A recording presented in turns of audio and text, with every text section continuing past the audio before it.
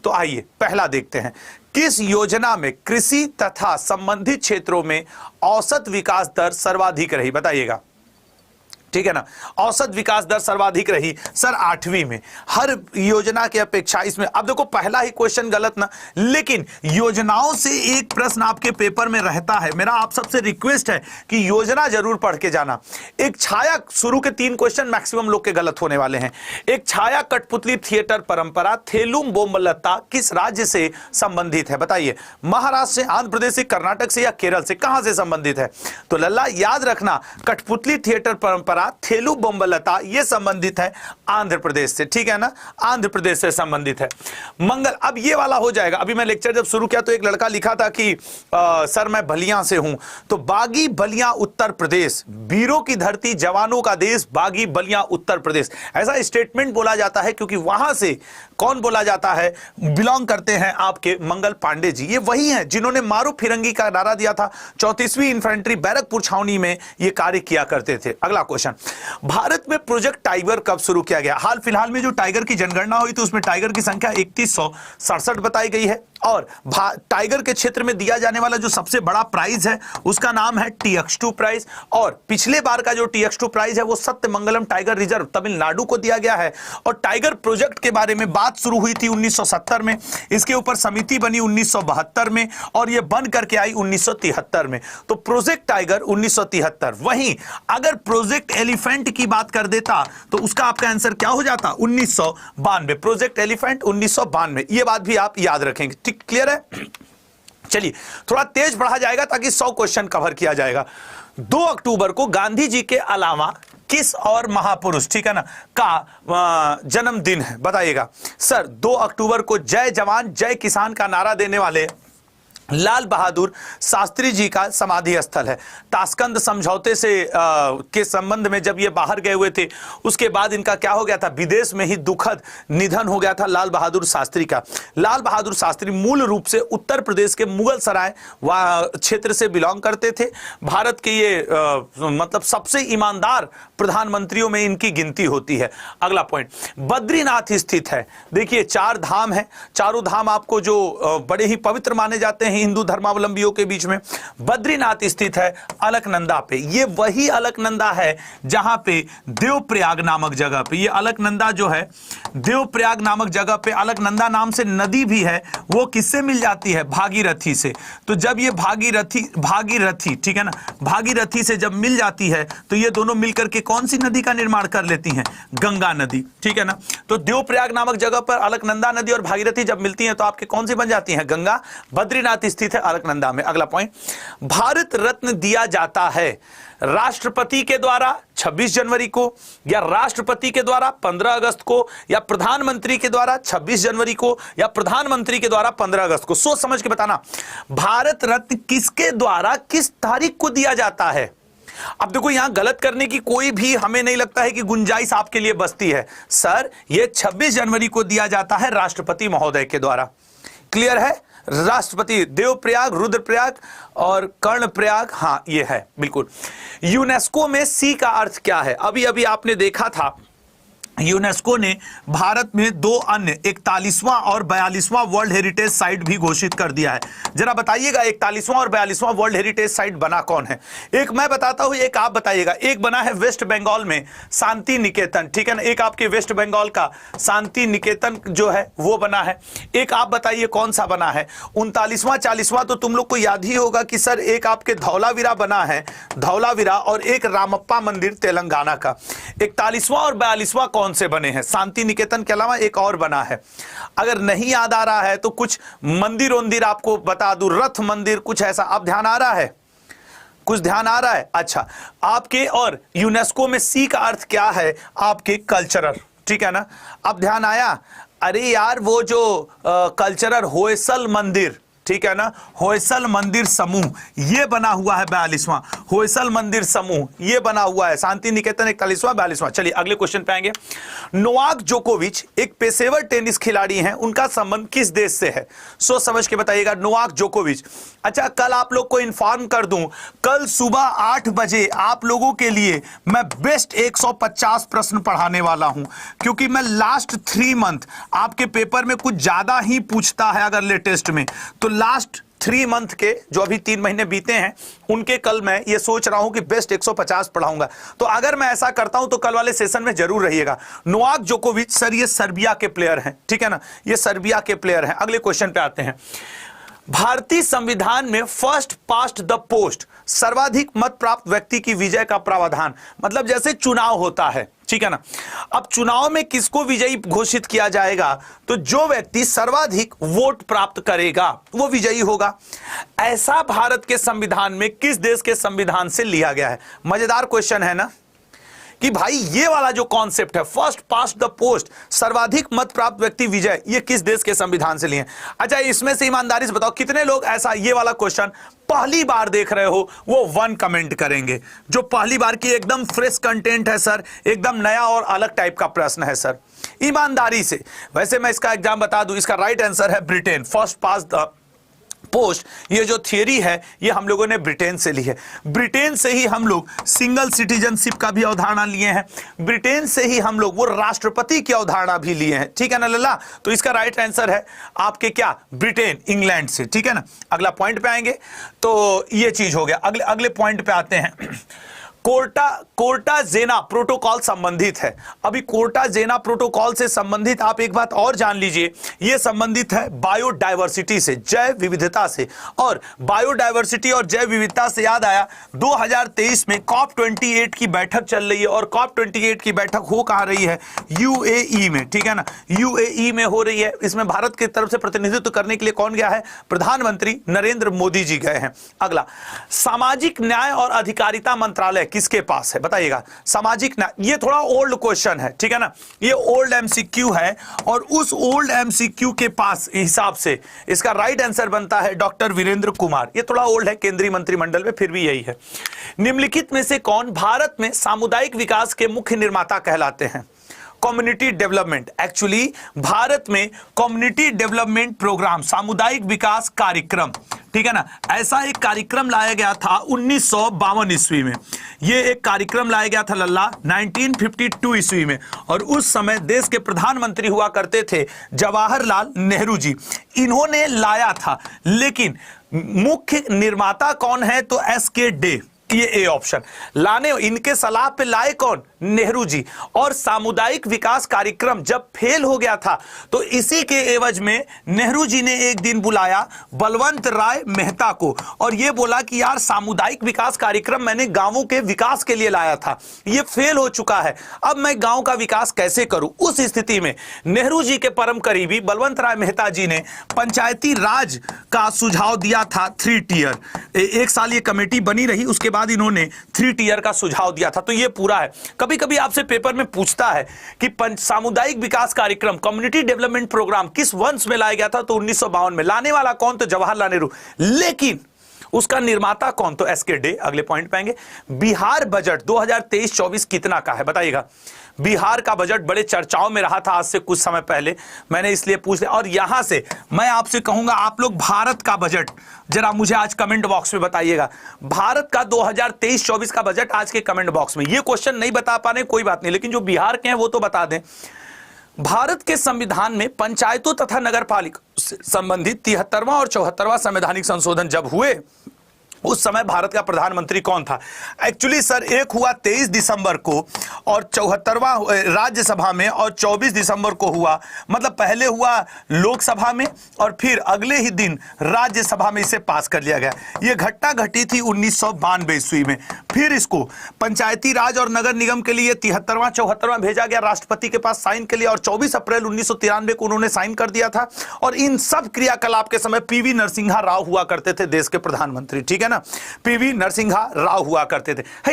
इंदिरा गांधी वो पूछ रहा है कि 73वें और 74 संवैधानिक संशोधन जब हुए, 73वां 74वां 1973 थोड़ी 1992 में हुआ था 73वां 74वां संविधान संशोधन।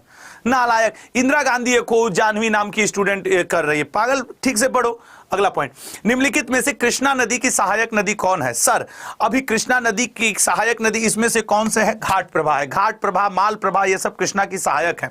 कृष्णा नदी के किनारे बसा हुआ है सर विजयवाड़ा, और अभी विजयवाड़ा नवंबर में काफी चर्चा में था जब विजयवाड़ा रेलवे स्टेशन को आईजीएमसी ग्रीन बिल्डिंग अवार्ड दिया गया है, ठीक है ना। विजयवाड़ा रेलवे स्टेशन को भारत सरकार की तरफ से आईजीएमसी का अवार्ड भी दिया गया है, इंडियन ग्रीन बिल्डिंग काउंसिल का, ठीक है ना, Indian green building council, IGBC, ठीक है। तो ये भी याद रखेंगे। अगला पॉइंट, अंतरराष्ट्रीय क्रिकेट काउंसिल द्वारा 2024 में T20 क्रिकेट विश्व कप की मेजबानी किसको सौंपा गया है?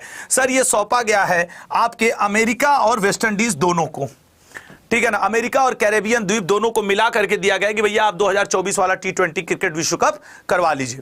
भारत के नए अटॉर्नी जनरल के रूप में किसे नियुक्त किया गया है? Attorney general of India Bharat का प्रथम न्यायिक अधिकारी कहलाता है, आर्टिकल 76 में आता है।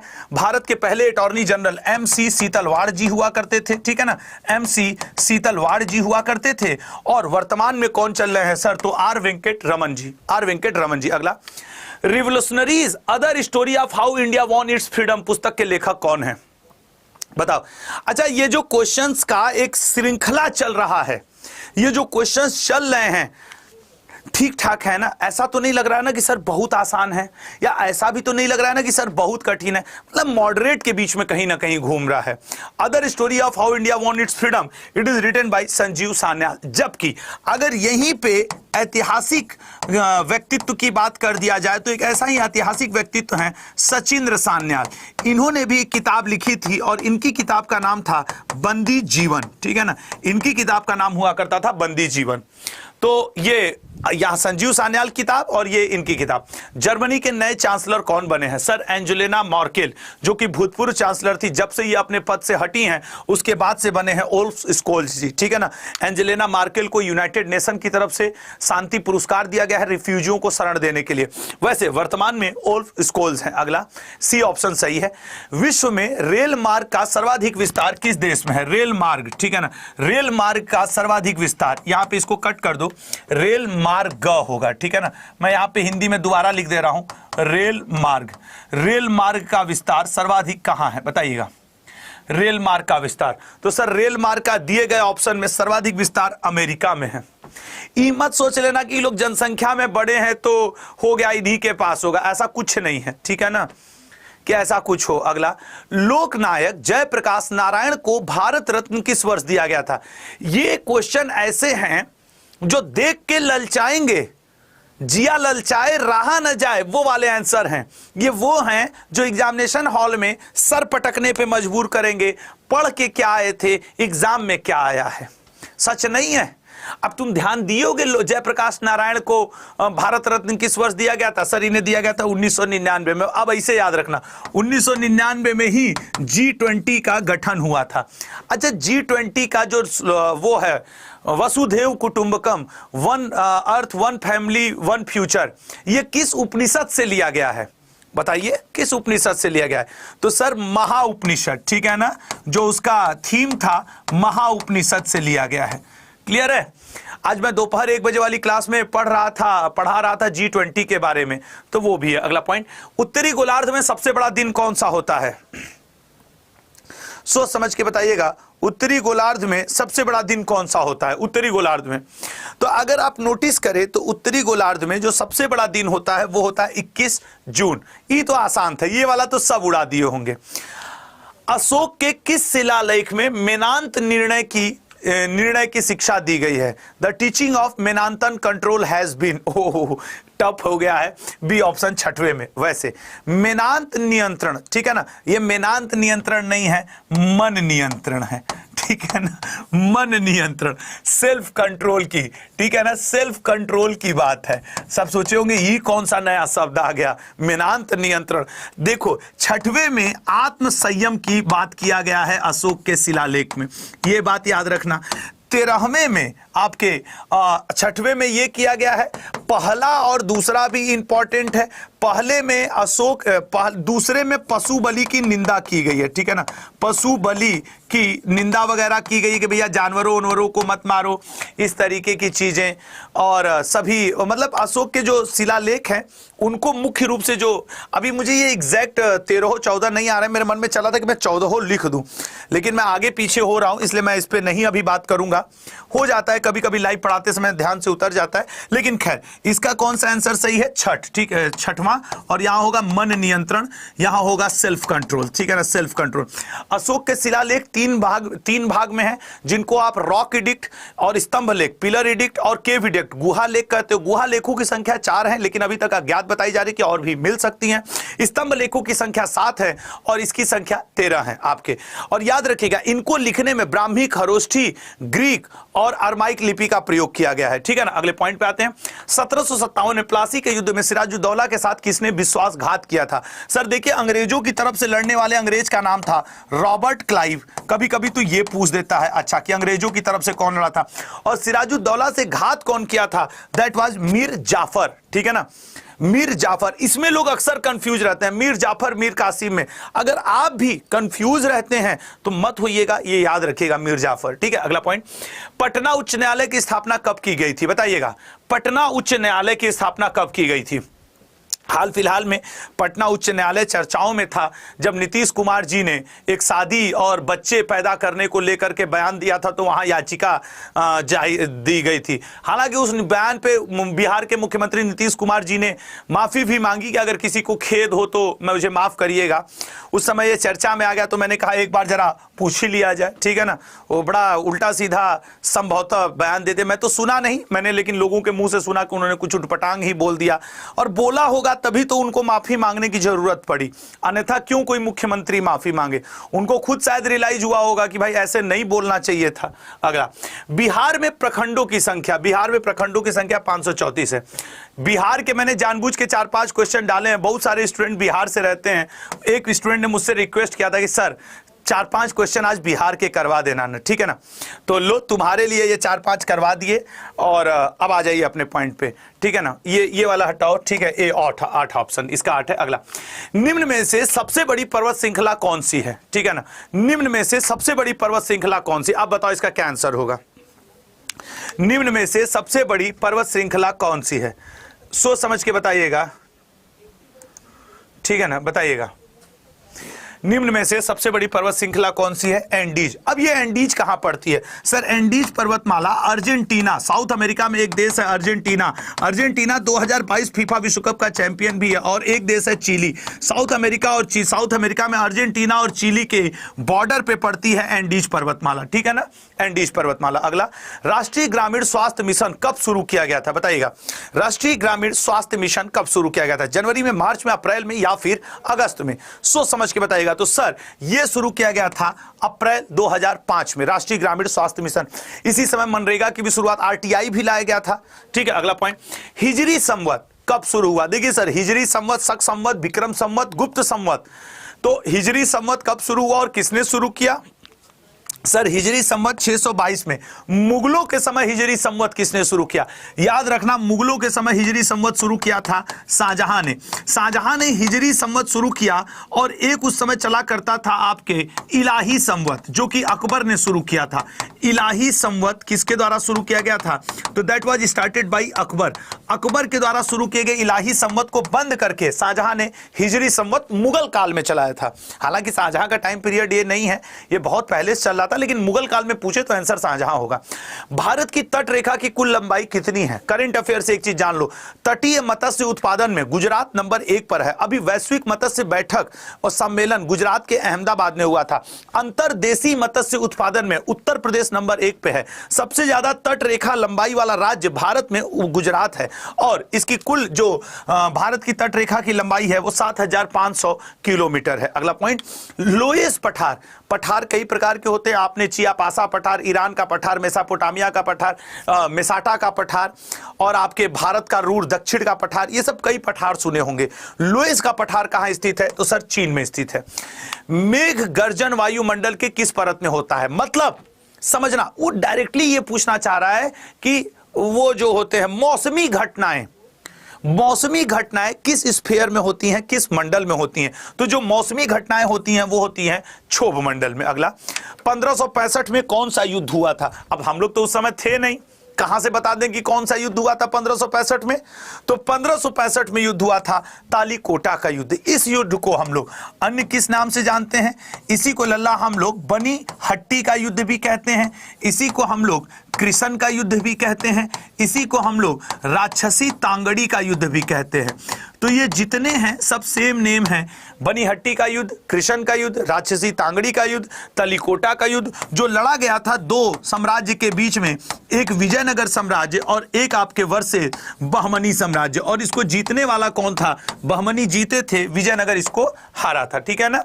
अगला पॉइंट, जेरूसलम निम्न में से किसका तीर्थयात्रा स्थल नहीं है? आपको बताएं, जेरूसलम, इसी को लेकर के सबसे ज्यादा विवाद वो हमास ग्रुप और आपका क्या कहा जाता है इजराइल, इन सब के बीच में चला। ये बहुत पवित्र स्थल है, इनमें से बस पारसियों का नहीं है, क्रिश्चियन का, मुस्लिम का, यहूदियों का सबसे पवित्र स्थल जेरूसलम माना जाता है।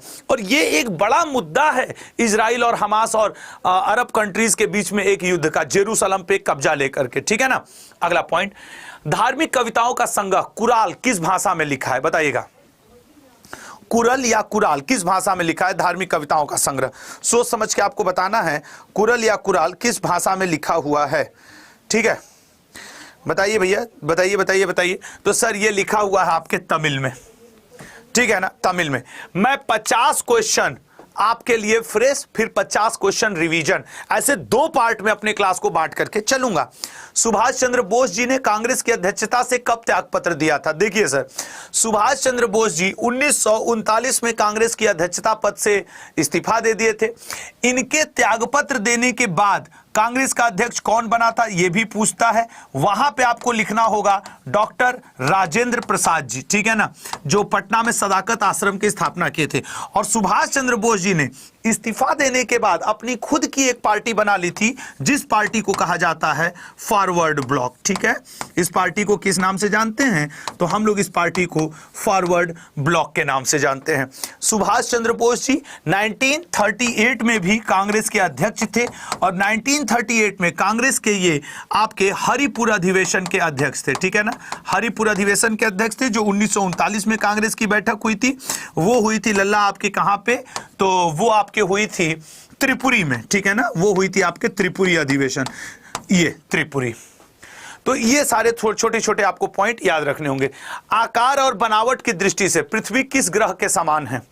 बताइएगा, आकार और बनावट की दृष्टि से। सर पृथ्वी की सिस्टर प्लेनेट, भगनी प्लेनेट, बहन प्लेनेट किसको कहा जाता है? शुक्र को। यही तो वजह है कि शुक्र को पृथ्वी की सिस्टर प्लेनेट या भगनी प्लेनेट या आपके समरूप प्लेनेट ये सब भी कहा जाता है। मकबरा निर्माण शैली का जन्मदाता कौन था? वैसे एक बात जान लो, भारत में पहला मकबरा बनवाने वाला इंसान भी इल्तुतमिश था। प्रथम मकबरा इसी ने बनवाया है। भारत का प्रथम मकबरा, प्रथम ईदगाह। ठीक है ना, भारत का प्रथम ईदगाह, भारत का प्रथम वो क्या कहा जाता है मकबरा, ईदगाह। और एक चीज और था यार, मकबरा भी इल्तुतमिश ने बनवाया है, ईदगाह भी इसने बनवाया है, और एक चीज इल्तुतमिश के नाम है यार भारत में प्रथम, अब वो नहीं याद आ रहा है, छोड़ो। खैर ये भी जान जाना, इल्तुतमिश ने एक दरवाजा भी बनवाया है जिस दरवाजे का नाम है अतारकीन दरवाजा। ठीक है ना, जैसे बुलंद दरवाजा उसी तरह जोधपुर में आपके है अतारकीन दरवाजा, वो इल्तुतमिश ही बनवाया है। ठीक है ना, तो ये बात भी आप ध्यान रखेंगे। और इल्तुतमिश को गुलामों का गुलाम कहा जाता है। इल्तुतमिश को अपने मालिक से पहले भी गुलामी से आजादी मिली थी। हाँ, एक वर्ड है मदरसा, भारत का पहला मदरसा भी इल्तुतमिश ही बनवाया है। वो एक स्टूडेंट ने कमेंट किया तो फिर मेरा उस पर निगाह गया तो मैं बोल पाया। ठीक है ना, चलिए अगला पॉइंट पे आते हैं। तो ये आपको याद रखना होगा, जीडी का पेपर ऐसा नहीं आता है कि कोई स्टूडेंट निकाल ना पाए, लेकिन जीडी का पेपर ऐसा जरूर आता है कि वो ना आपको कई तरीकों से चेक करता है, छोटे छोटे इंफॉर्मेशन चेक करता है। मैं आपको बताऊं, जब मैं जीडी पढ़ाता हूं तो कई लोग हमसे कहते हैं सर आप 10वीं का पढ़ा रहे हैं। हाँ पढ़ा रहा हूं ना, तो जीडी यूपीएससी थोड़ी है। और अगर तुमको यूपीएससी या लगता है कि नहीं बहुत टफ वैसा वाला पढ़ना है तो दोपहर में 1 बजे आ जाइए। सीजीएल उजीएल टाइप का पढ़ना है, सुबह में 8 बजे करेंट। और हाँ, करेंट अफेयर से याद आया, कल सुबह 8 AM की करेंट अफेयर मत छोड़ना। मैं बेस्ट 150 प्रश्न लास्ट 3 मंथ के आपके लिए कल पढ़ाने वाला हूं, ठीक है ना।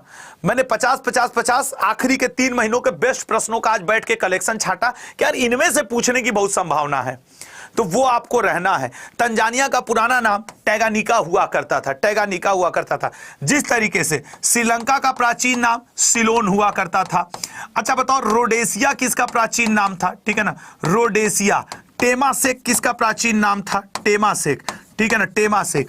कामरूपपुर किसका प्राचीन नाम था, कामरूपपुर, यह किस जगह का प्राचीन नाम था। जेजा भुक्ति, जेजा भुक्ति यह किस जगह का प्राचीन नाम था। अवंती यह किस जगह का प्राचीन नाम था। और रोडेशिया, टेमासेक, ये श्याम किस जगह का प्राचीन नाम था। अब बताओ ये सब। तो देखिए सर, अवंती उज्जैन का था, सिलोन श्रीलंका का था, रोडेशिया जिम्बाब्वे का था, टेमासेक सिंगापुर का था, कामरूपपुर असम का था, और आपके जेजा भुक्ति बुंदेलखंड का था, ठीक है ना, जेजा भुक्ति बुंदेलखंड का। Avanti Ujjain, Ceylon Sri Lanka, Rhodesia Zimbabwe, Temasek Singapore, Kamrupapur Assam, Jeja Bhukti Bundelkhand, ये प्राचीन नाम है। जापान का प्राचीन नाम क्या हुआ करता था, तो जापान का प्राचीन नाम दोस्त क्या हुआ करता था, निप्पन, ठीक है ना, जापान का प्राचीन नाम निप्पन हुआ करता था। तो ये आप बात याद रखिएगा। ऐसे छोटे छोटे प्रश्न ही जीडी में सिलेक्शन दिलवाते हैं, समझ रहे हो ना, तो वो आपको पढ़ के जाना है। अगला पॉइंट, कश्मीर का प्रथम मुस्लिम शासक कौन था। अच्छा, एक क्वेश्चन ऐसा भी आएगा, रानी दिद्दा का संबंध, रानी दिद्दा का संबंध किस राजवंश से है, तो लोहार वंश कश्मीर से ही है। राज तरंगड़ी किसके ऊपर लिखी गई है, राज तरंगड़ी, तो सर वो राज तरंगड़ी लिखी गई है आपके कश्मीर के ऊपर ही। उसके अलावा कश्मीर का अकबर जैनुल आबदीन को, जैनुल आबदीन, ठीक है ना, जैनुल आबदीन को कहा जाता है, ये भी याद रखिएगा। ये सब ऐतिहासिक हो गए। और कश्मीर का प्रथम मुस्लिम शासक शाह मीर हुआ करता था। और अगर इसी कश्मीर को अभी आप जोड़ दोगे करेंट अफेयर से, तो अभी कश्मीर में ही आपके केसर की खेती के लिए जीआई टैग दिया गया है, कश्मीर के ही पश्मीना साल को, पश्मीना कपड़े को जीआई टैग दिया गया है, वुड क्राफ्ट को जीआई टैग दिया गया है। ऐसी बहुत सारी चीजें हैं जो करंट से हैं, तो कुछ स्टैटिक से, तो कुछ हिस्ट्री से।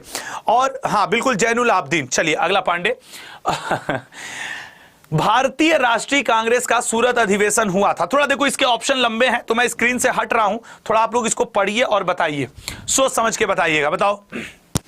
अरे सर, रटा हुआ है। सूरत अधिवेशन में कांग्रेस 2 भाग में बट गई थी, गरम दल और नरम दल। गरम दल नरम दल बात आते ही 1907 रास बिहारी घोष की अध्यक्षता में गरम दल नरम दल में बट गई थी। फिर उसके बाद 1916 में कांग्रेस एक हो गई थी। फिर दोबारा कांग्रेस में एक बार बंटवारा हुई है 1918 में। अगर आपसे कभी ये पूछ दे कि कांग्रेस का दोबारा विभाजन कब हुआ, तो याद रखिएगा 1918 में सेकेंड टाइम विभाजन। कांग्रेस का सेकेंड टाइम विभाजन कब हुआ था, ये बहुत, अब आप लोग में से ही मुझे नहीं पता कि कितने लोगों को याद होगा, कितने लोगों को नहीं, लेकिन 1918 में कांग्रेस में सेकेंड डिवाइडेशन भी हुआ था। जैसे 1907 में नहीं, गरम दल नरम दल में कांग्रेसी लोग आपस में बट गए थे, तो वो आपको ध्यान रखना है। अगले पॉइंट पे आएंगे। निम्नलिखित विकल्पों में से सुमेलित क्रम को चुनिए। जो आपको लग रहा है कि हाँ यार ये सच है। अभी आपने देखा कि बुकर प्राइज दिया गया है, बुकर प्राइज 2023 बट गया, ठीक है ना। मैं किताब का नाम लिख दे रहा हूं, आप जरा बताइए, मैंने आज ही शायद सुबह इसको या कल सुबह पढ़ाया है, प्रोफेट सॉन्ग, ठीक है ना, प्रोफेट सॉन्ग करके है, प्रोफेट सॉन्ग या पैगंबर सॉन्ग, प्रोफेट या पैगंबर, ठीक है ना, पैगंबर सॉन्ग करके है या प्रोफेट सॉन्ग। इस किताब के लिए आयरलैंड के लेखक को दिया गया है। अब जो लोग सुबह आज का करंट अफेयर पढ़े होंगे उन्हें ध्यान आ गया होगा। चलो लिंच विंच कुछ मैं तुमको हिंट भी दे रहा हूं, हिंट भी दे दे रहा हूं। और 2023 का इंटरनेशनल बुकर प्राइज वो गोंडो स्पिनो करके है, उसको दिया गया है, ठीक है ना। तो ये बात भी याद रखिएगा, प्रॉफिट सॉन्ग है, प्रॉफिट सॉन्ग नहीं है। नालायक, ये कोई एक प्रॉफिट सॉन्ग कह रहा है, नालायक को क्या, सही से पढ़ा करो। पॉल लिंच, जी हाँ, पॉल लिंच को दिया गया है, पॉल लिंच, जो कि आपके कहां का है, आयरलैंड का 5वां है। अगला पॉइंट, इसका डी ऑप्शन सही है, इनमें से कोई नहीं, ठीक है ना, इनमें से कोई नहीं। सुमेलित क्रम को चुनिए, मतलब choose the matching sequence from the following, नहीं, सुमेलित नहीं। अगला, किस प्रौद्योगिकी कंपनी के द्वारा बाढ़ के पूर्वानुमान हेतु फ्लड हब नामक प्लेटफॉर्म लॉन्च किया गया? बताइएगा। फ्लड हब नामक प्लेटफॉर्म लॉन्च किया गया है। तो फ्लड हब लॉन्च किया है आपके गूगल ने। ये भी हम लोग करंट अफेयर में कवर किए हुए हैं। अगले पे आते हैं, निम्नलिखित पवनों में से कौन सी सहारा मरुस्थल से संबंधित है?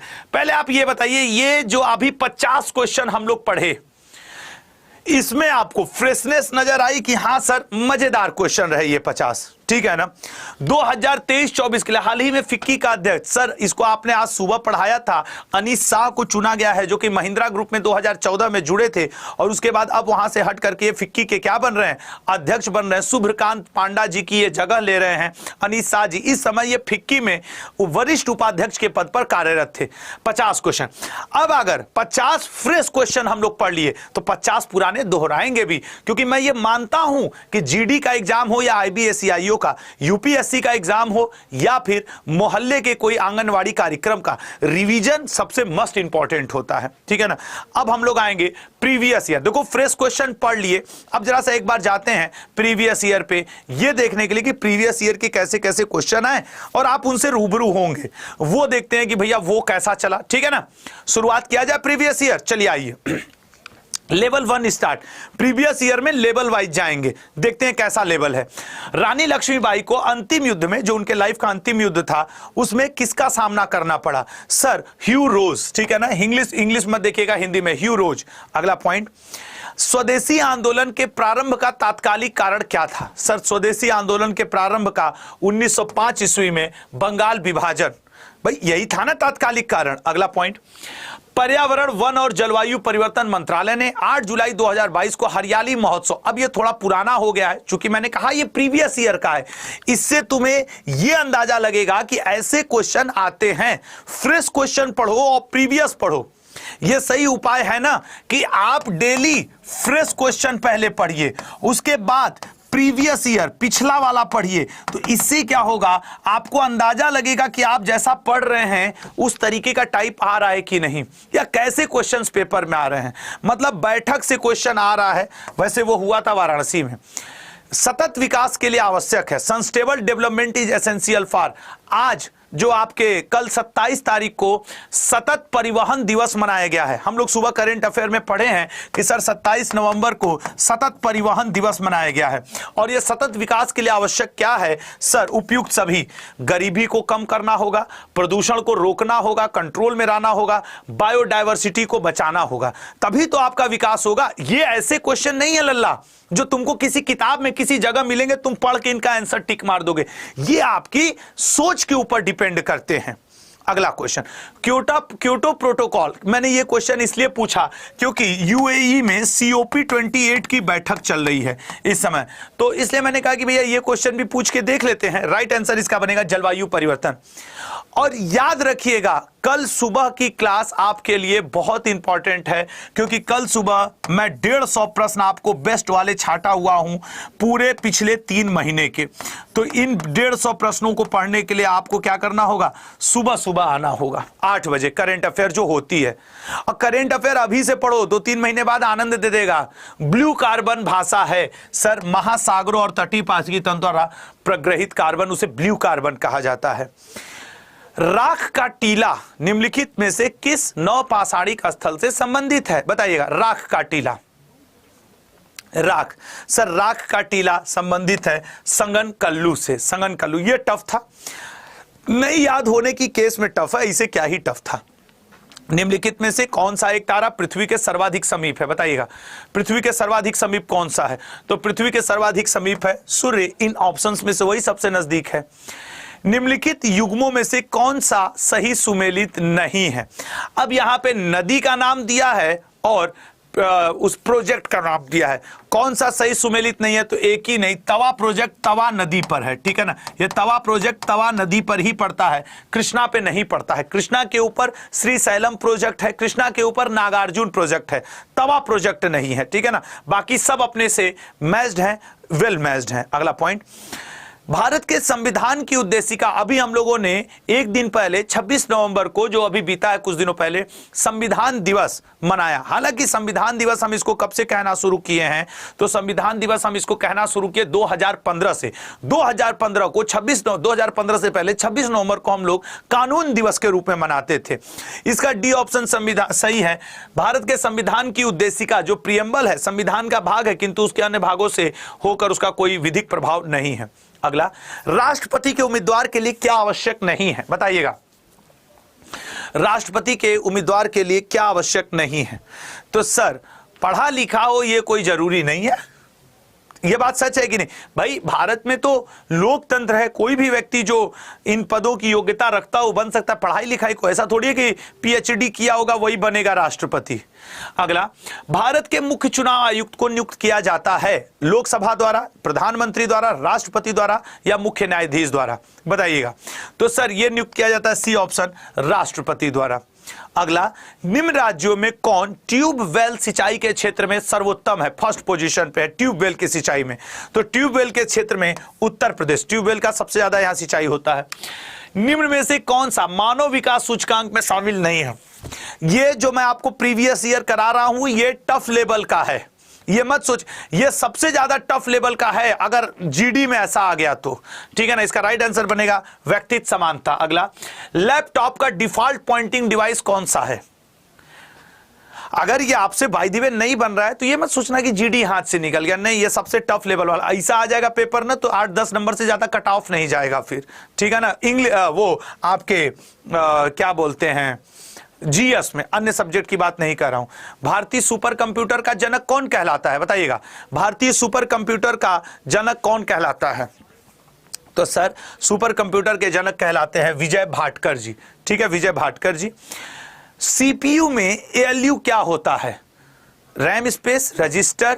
ALU of CPU consist of, ALU of CPU consist of register, arithmetic logic unit जो सेंट्रल प्रोसेसिंग यूनिट में होता है उसमें रजिस्टर होता है।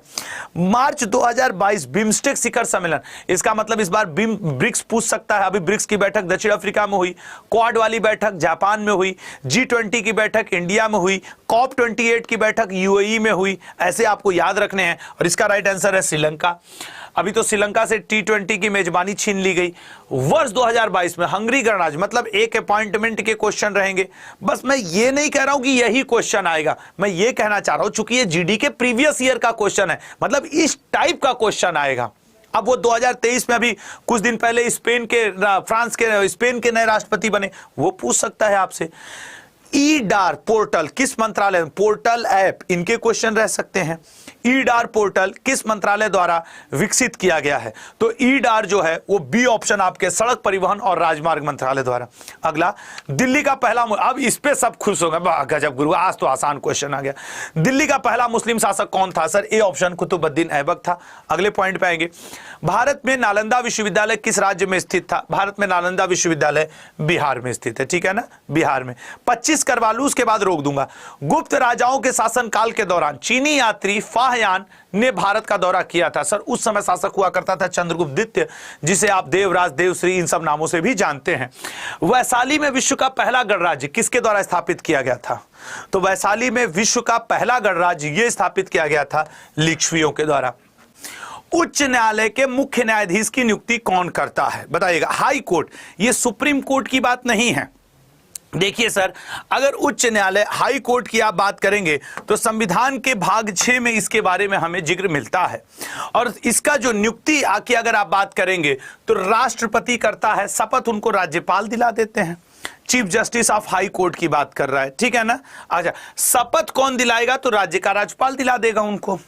अगला पॉइंट, मनसबदारी प्रणाली किसने आरंभ की थी? शाहजहां ने, जहांगीर ने, बाबर ने या फिर अकबर ने? देखिए सर, मनसबदारी, मनसब बेसिकली क्या हुआ करता था? एक पद हुआ करता था, उसको जो धारण करता था उसे मनसबदार कहा जाता था। जैसे आज जिसके पास जमीन है वो जमींदार है, तो अकबर के समय मनसबदारी प्रणाली, न सिर्फ अकबर ने मनसबदारी प्रणाली लाया था लल्ला, बल्कि इन्होंने, आपको याद होगा, 10 साल बंदोबस्त भी लाया था, ठीक है ना, 10 साल प्रणाली भी इन्होंने लाया था। इन्होंने अपने जीवन काल में जब्ती प्रणाली भी लाया था। इन्होंने अपने जीवन काल में तौहीद ए इलाही, अब आप कुछ लोग कहोगे कि सर दीन ए इलाही ना, तो मैं कहूंगा हाँ वो आप सही कह रहे हो, लेकिन उसी को तौहीद ए इलाही के नाम से भी जाना जाता है, ठीक है ना, तौहीद ए इलाही, ये भी इन्होंने ही शुरू किया था। और अकबर ने सुलह ए कुल की नीति वगैरह की भी शुरुआत की थी। तो इसका क्या राइट आंसर बन जाएगा? D option Akbar.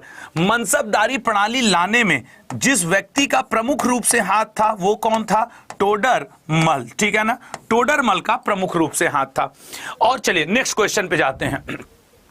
भारत बांग्लादेश भूमि समझौते के संशोधित संस्करण को दोनों देशों द्वारा भारतीय संविधान के किस संशोधन के तहत अंगीकृत किया गया? जरा समझिएगा, ये जो लैंड बाउंड्री एग्रीमेंट, ये जो भारत के बीच में बांग्लादेश के बीच में लैंड बाउंड्री एग्रीमेंट है, वो है 100वां संविधान संशोधन, ठीक है ना। अच्छा, 100वां संविधान संशोधन ये है। अगर यहीं पे मान लो क्वेश्चन आ जाता कि अनुच्छेद 100 में क्या दिया हुआ है, तब आप आंसर क्या करते कि सर अनुच्छेद 100 में क्या दिया है। हमेशा याद रखना, अनुच्छेद 100 में कास्टिंग वोट की बात की गई है, या फिर मेरे लल्ला निर्णायक मत की बात की गई है, जो आपके कौन देते हैं? लोकसभा के अध्यक्ष देते हैं। क्लियर है? अगला पॉइंट आते हैं, देखते हैं अगला क्या बनेगा। निम्नलिखित में से किसने और कब पहली बार अशोक के शिलालेखों का अर्थ स्पष्ट किया था? मतलब कि उसको पढ़ने में सफलता हासिल की थी। देखिए, अशोक के शिलालेखों को खोजा किसने था? अगर क्वेश्चन ये आता तो इसका आंसर हो जाता टी पाथेंद्लर। आपको मैंने कई बार आपके ये खोजा था, लेकिन पढ़ने में सफलता हासिल की थी जेम्स प्रिंसेप ने। अशोक के अगर शिलालेखों की बात की जाए तो अशोक के शिलालेखों में नंबर 1 शिलालेख में है जीव हत्या की निंदा की गई है। दूसरे मतलब जीव हत्या न करे, पशु बलि की निंदा की गई। दूसरे में पशुपालन और पशुओं के दवाओं और जीव के दवाओं का, पशु पक्षियों के दवाओं का वर्णन है। 6वें शिलालेख में आत्म संयम, सेल्फ कंट्रोल का वर्णन है। 13वें वाले में से आपके कलिंग युद्ध का वर्णन है। अशोक के शिलालेख 4 लैंग्वेज में है, ब्राह्मी, खरोष्ठी, अरमाइक और ग्रीक, ठीक है ना। तो इसका राइट आंसर निम्न में से कौन सा दिन अंतरराष्ट्रीय एल्डर्स दिवस, ओल्डर्स डे, जो वृद्ध जन दिवस होते हैं उनके लिए, सर ये दिवस मनाया जाता है 1 अक्टूबर को। क्लियर है? 1 अक्टूबर। भारत में कौन सी खाद्य फसल अक्टूबर नवंबर में बोई जाती है? अब याद करो, इस समय गांव में कौन सा फसल बोया जाता है और मार्च अप्रैल में काट ली जाती है? सर इस समय सरसों, मटर, गेहूं ये सब बोया जा रहा है, मतलब रबी की फसल बोई जा रही है, मतलब डी ऑप्शन। गेहूं को प्राचीन समय में हम लोग किस नाम से जानते थे? वैदिक युग में तो गोधूम के नाम से जानते थे। चावल को हम लोग वैदिक युग में किस नाम से जानते थे? तो ब्रीही के नाम से जानते थे, ब्रीही के नाम पे। अगर हम लोग गेहूं की बात करें तो भारत में इसका सबसे बड़ा उत्पादक उत्तर प्रदेश है। अगर हम लोग प्रतिशत वाइज बात करें गेहूं का, तो सबसे बड़ा उत्पादक पंजाब है, ठीक है ना, पंजाब है। यूक्रेन विश्व में गेहूं के बड़े उत्पादकों में से एक है। क्लियर है? चलिएगा अगले प्रश्न के ऊपर जाएंगे, गेहूं से थोड़ा आगे निकल करके। किस दिन को अंतरराष्ट्रीय अहिंसा दिवस के रूप में मनाया जाता है? सर यूनाइटेड नेशन ने 1869 2 अक्टूबर को जन्मे मोहनदास करमचंद गांधी जी के जन्म दिवस को सेलिब्रेट करने के लिए, उनके प्रति सम्मान व्यक्त करने के लिए 2 अक्टूबर को अंतरराष्ट्रीय अहिंसा दिवस घोषित किया। क्लियर है सभी के लिए? चलिए नेक्स्ट क्वेश्चन में, पटना जिले में स्थित नाखस पिंड का संबंध है किस चीज से?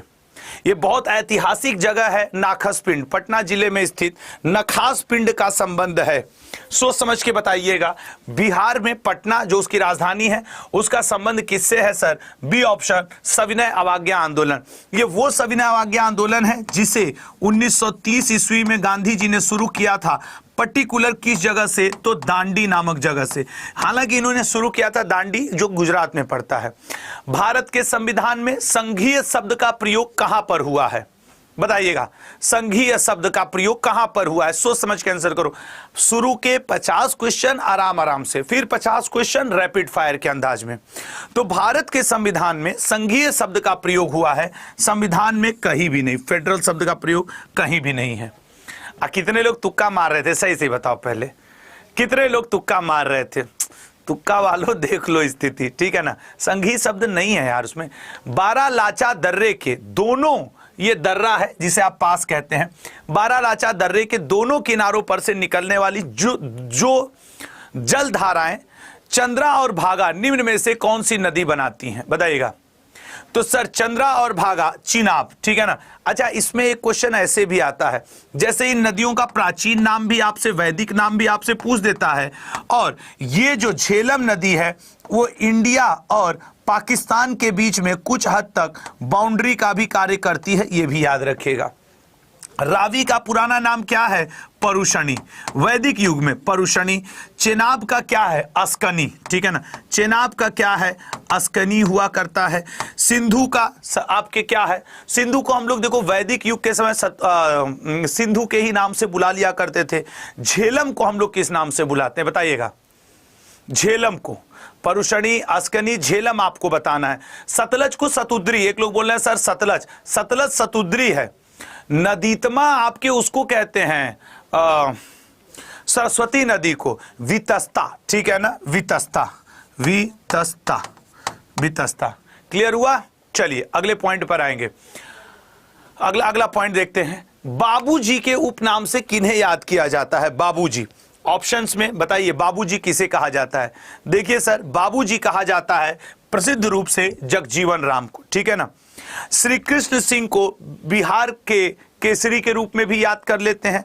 महात्मा गांधी को बापूजी कहा जाता है। यहां बाबूजी है, बू और पू में अंतर है, आप समझ ही रहे होगे। ये ब है, वो प है, दैट इज। सावधान का कौन सा संविधान होगा ना, संविधान का कौन सा संशोधन राजनीतिक दल बदल से संबंधित है, मतलब क्रॉसिंग द फ्लोर या फिर एंटी डिफेक्शन लॉ, दल बदल की राजनीति को रोकने के लिए संविधान में एक संवैधानिक संशोधन हुआ। यह संशोधन 1989 में हुआ और 52वें के नाम से प्रसिद्ध है, ठीक है ना, 52वां संविधान संशोधन।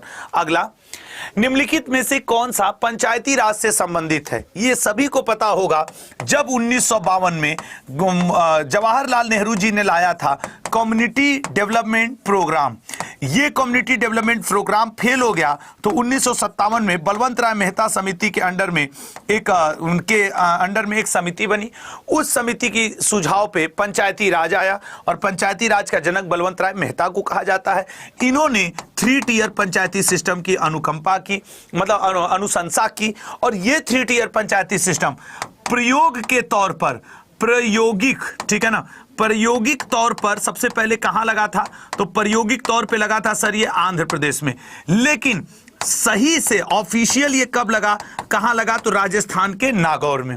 अगर पेपर में पूछेगा प्रायोगिक तौर पे इसको कहां लगाया गया था, तो 1998 में 1 साल के प्रायोगिक तौर पे। अगला पॉइंट, कौन विदेशी आक्रमणकारी कोहिनूर हीरा एवं मयूर सिंहासन को लूटकर अपने साथ ले गया। मयूर सिंहासन, इसको तख्ते ताउस के नाम से भी जानते हैं, इसे शाहजहां ने बनवाया था। कोहिनूर हीरा और मयूर सिंहासन को लूटने वाला नादिर शाह था, ठीक है ना।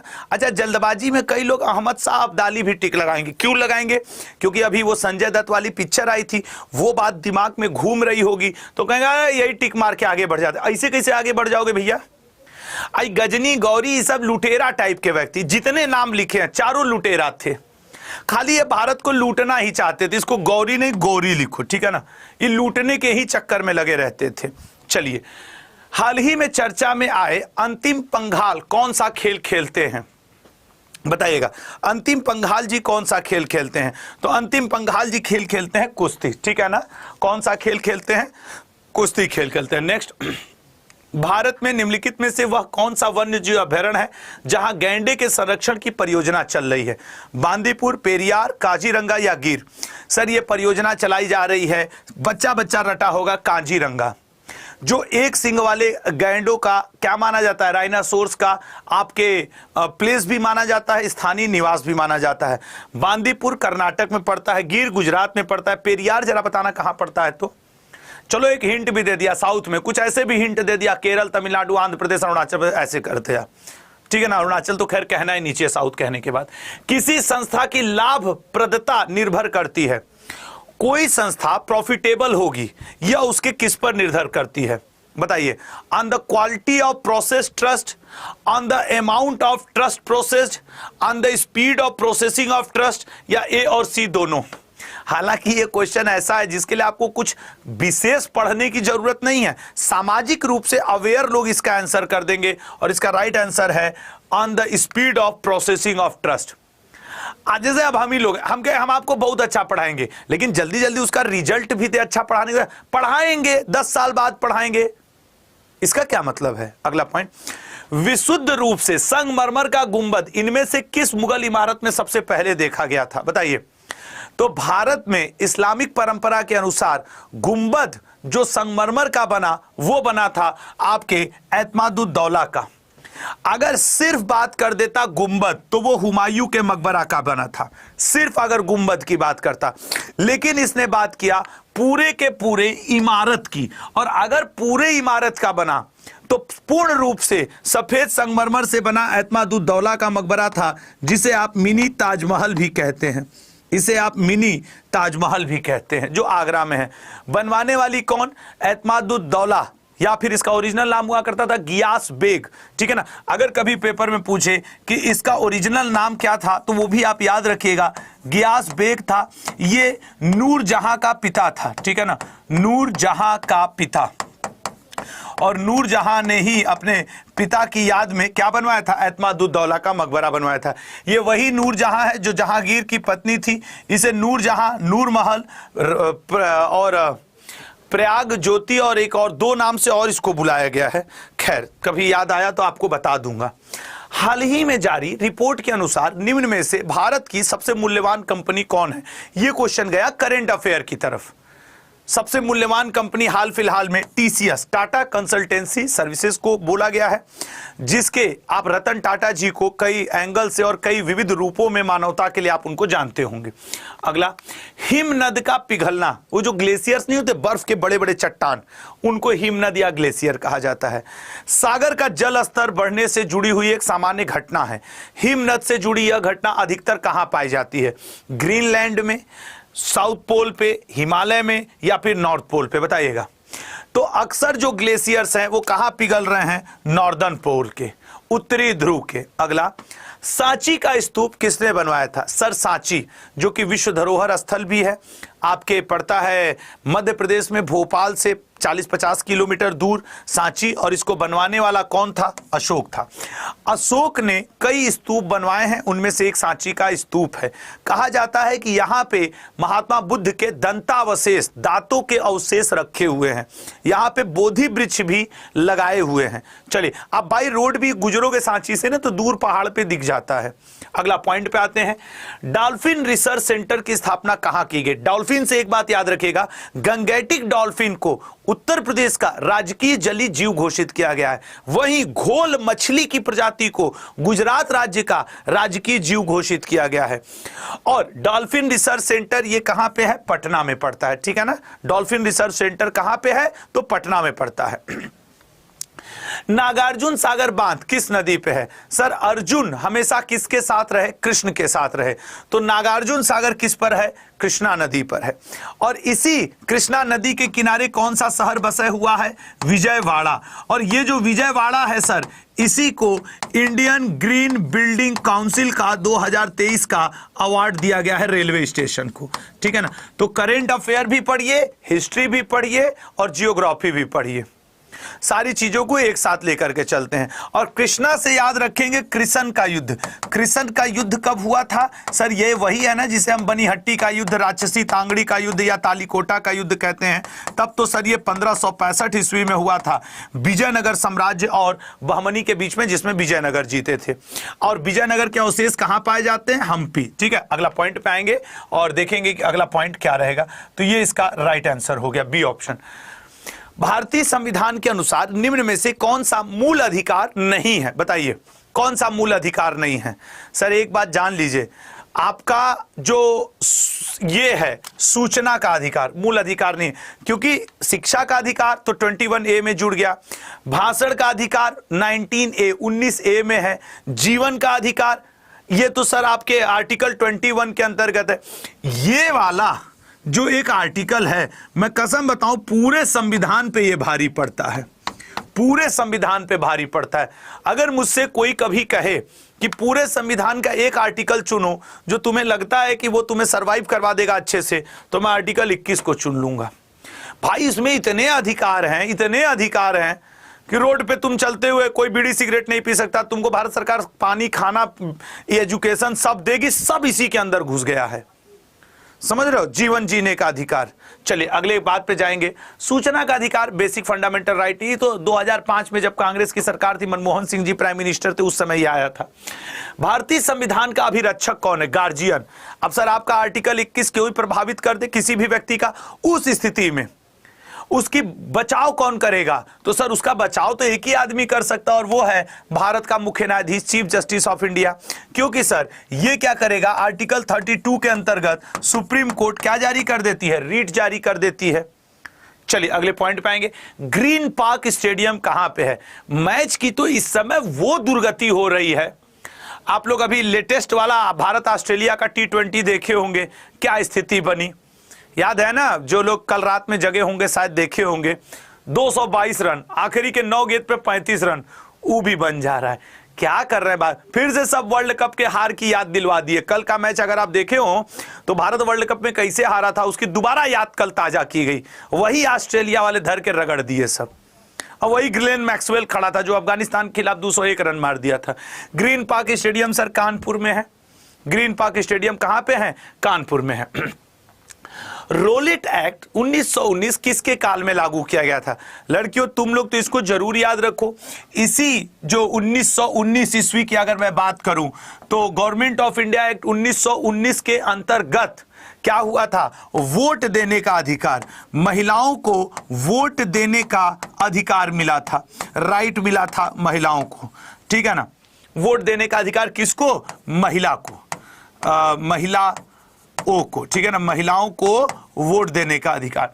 और उस समय हुआ करता था चेम्सफोर्ड, ठीक है ना? चेम्सफोर्ड। और एक बात मैं और कहना चाहूंगा, ये जो लार्ड लिखा हुआ है, जानबूझ करके मुझे भी 2-4 आते हैं सलाह देने कि सर इनके नाम के आगे लॉर्ड मत लगाया करो। पहली बात तुम्हें यह बता दूं, लॉर्ड मतलब होता है सुप्रीम, गॉड मतलब होता है भगवान, ठीक है ना? गॉड मतलब होता है भगवान, न कि लॉर्ड मतलब होता है भगवान। लॉर्ड मतलब होता है सुप्रीम पावर। अब वो अलग की बात है कि हम सबसे अपने से इसको जोड़ते हैं पहले कि लॉर्ड मतलब भगवान। तीसरी चौथी के मास्टर साहब लोगों ने पढ़ा दिया लॉर्ड मतलब भगवान। अरे गॉड मतलब भगवान होता है। और फिर खुद को हम लोग ऑफेंसिव मान ले, अरे यार हम लॉर्ड बोल दिए अंग्रेज को, कितना बड़ा अपराध कर दिए हम। अब कुछ लोग समझा भी देते हैं लॉर्ड मत बोला करो। हाँ ठीक है ना, हमको भी कोई शौक नहीं चढ़ा इनको लॉर्ड बोलने का कि हम इनको लॉर्ड बोलने जाएं। लेकिन बात समझना, गॉड मतलब भगवान होता है, लॉर्ड मतलब वो लोकल किताबों में लिखा, खोज लेना ठीक से, भगवान इसका मतलब नहीं होता है। तो खुद को खुद से दोषी मत मान लिया करो कि हम लॉर्ड नहीं बोलेंगे, सर नहीं बोलेंगे, देशभक्त हो जाएंगे। हो जाइए, मेरा भी कोई शौक नहीं है 5 बार इनको मैं मारूं, 5 बार इनको मैं काटूं। लेकिन ये मैं तुम लोगों के लिए बता रहा हूं, माई लॉर्ड वो कोर्ट में कहा जाता है जज के लिए, जो सुप्रीम है, जो न्याय दिला रहा है। यह जबरदस्ती का जोड़ा गया शब्द है और खुद को देशभक्त दिखाने का एक तरीका है कि हम लॉर्ड नहीं। देशभक्ति दिखाने के 100 तरीके मौजूद हैं, यही एक तरीका नहीं मौजूद है। लेकिन फिर भी मैं अपनी और आपकी दोनों की इच्छाओं की पूर्ति के लिए कहता हूं, मत लिखो ससुरों को लॉर्ड। हमको कौन सा फर्क पड़ रहा है, ये कौन से हमरे मौसा है कि इनका हम बड़ा ध्यान दें। लेकिन गॉड मतलब भगवान होता है। तो जानबूझ करके इतिहास को तोड़ मरोड़ देना ये सही नहीं है, ठीक है ना? ये बिल्कुल भी सही नहीं है। नहीं बोलना है मत बोलो, किनारे करो। ये कौन नालायक टाइप के सब अंग्रेज, इनसे हम लोग का कौन सा मतलब है। लेकिन जबरदस्ती भगवान से जोड़ लो, ये वो भग तरीका। ठीक है, चलिए अगले क्वेश्चन पे जाते हैं। मैं देखता हूं कभी कभी वीडियो पे आते, एक को हमको सलाह एक दिन दिया था, सर लॉर्ड मत बोलिएगा। हम कहा अरे ले ठीक है, नहीं बोल रहे हैं, हमको कौन सा, बार बार कह रहा हूं कि इन ससुरों से हमको कौन सा मतलब है। चलेगा, ये सब नालायक टाइप के शोषण करने वाले नालायक व्यक्ति थे ये सब। मानव पर्यावरण सम्मेलन 1972 कब हुआ था? ह्यूमन इन्वायरमेंट, ठीक है ना? ह्यूमन इन्वायरमेंट मानव पर्यावरण सम्मेलन कब हुआ था? ह्यूमन इन्वायरमेंट भैया ये बहुत बड़ा सम्मेलन था, ये हुआ था स्टॉकहोम में, ठीक है ना? स्टॉकहोम में। अगला, स्वर्ण मुख्यतः संबंधित होता, आप देखो सोना से कितना क्वेश्चन आता है, उसमें तुमसे पूछ देगा हरा सोना क्या है, काला सोना क्या है, द्रव सोना क्या है, सफेद सोना क्या है, झूठों का सोना क्या है, ठीक है ना, झूठों का सोना, झूठों का सोना ये क्या है, ये ऐसे कई ठो सोना होते हैं भैया। एक आपके भी सोना होते हैं और एक हम लोग का भी सोना होता है। हमारा सोना तो रात के 10:30 बजे हो जाता है कि भैया 10:30 बजे सो जाओ, सुबह में 8 बजे उठ करके करंट अफेयर पढ़ाना है। ये सोना है स्लीप, ठीक है ना, ये स्लीप वाला सोना। ये वाला तो आप अंतरराष्ट्रीय लेवल का सोना है, ये आप देख लीजिए। सोना बाबू है, अब भी सोना नहीं, छोना मेला बाबू, ला मेरा वर्ड नहीं होता है, मेरा इसकी जगह वर्ड होता है मेला। ये ला मेला आ सोना रिप्लेस्ड बाई बाबू। ले है जो मेला बाबू वाले हैं ना, मेला बाबू खाना खाया, बाबू कहीं का खाना खाने लायक जिंदगी भर छोड़ते नहीं है, समझ रहे हो ना। तो मेला बाबू के चक्कर में मत पड़ो, ये सब सोना पढ़ लो, काम आएगा। जब हरा सोना है तो कह दो भैया चाय की पत्ती, हम तो खूब चाय पी रहे हैं आजकल। काला सोना है तो कह दो कोयला, द्रव सोना है तो कह दो पेट्रोल, ये वाला सोना काम आएगा, ठीक है ना। सफेद सोना, झूठों का सोना, आयरन पायराइट, समझ रहे हो, ये सही सोना है, हाई वाला नहीं है। मोबाइल बंद करोगे तो ये वाला सोना भी मिलेगा। हमसे आज एक लोग पूछ रहे थे, सर आप 7 बजे उठ जाते हैं करंट अफेयर पढ़ाने के लिए? हम कहा हाँ उठ जाते हैं, क्योंकि हम 10:30-11 बजे तक सो जाते हैं। हमारे पास ई वाला सोना बहुत अच्छा मौजूद है, स्लिप, जिसका ई वाला सोना है। मेला बाबू खाना खाया, बस समझ लो खाना काम गड़बड़ाया, आओ खैर। तो स्वर्ण मुख्यतः संबंधित होता है ये सर अंतरराष्ट्रीय मार्केट से, जैसे special drawing right, SDR, IMF की मनी है, इंटरनेशनल मॉनिटरिंग फंड जो होता है आईएमएफ, वर्ल्ड बैंक, आईएमएफ की मनी क्या है, एसडीआर। ये स्पेशल ड्राइंग राइट जो कि एक एसडीआर 0.6666 ग्राम सोने के वैल्यू के बराबर होती है, ठीक है ना। इसको पेपर करेंसी भी कहा जाता है। आईएमएफ की ये मनी है। अगले पॉइंट पे आएंगे। द्विपक्षीय एकाधिकार किस बाजार स्थिति को दर्शाता है? इकोनॉमिक्स के क्वेश्चन भी आपके पेपर में रहेंगे। अब बताओ क्या कह रहा है, बाइलेटरल मतलब इसमें दो होते हैं, तो द्विपक्षीय बाजार। सर द्विपक्षीय बाजार होता है एक विक्रेता एक क्रेता। हम लेके आते आलू 10 रुपए किलो, कोई खरीदने ही वाला नहीं है, तो ये द्विपक्षीय नहीं सर। द्विपक्ष का मतलब एक विक्रेता एक क्रेता, एक सेलर एक बायर, ये हुआ द्विपक्षीय, ठीक है ना। अगले पॉइंट पे आते हैं। बाजार का नियम किस अर्थशास्त्री ने दिया?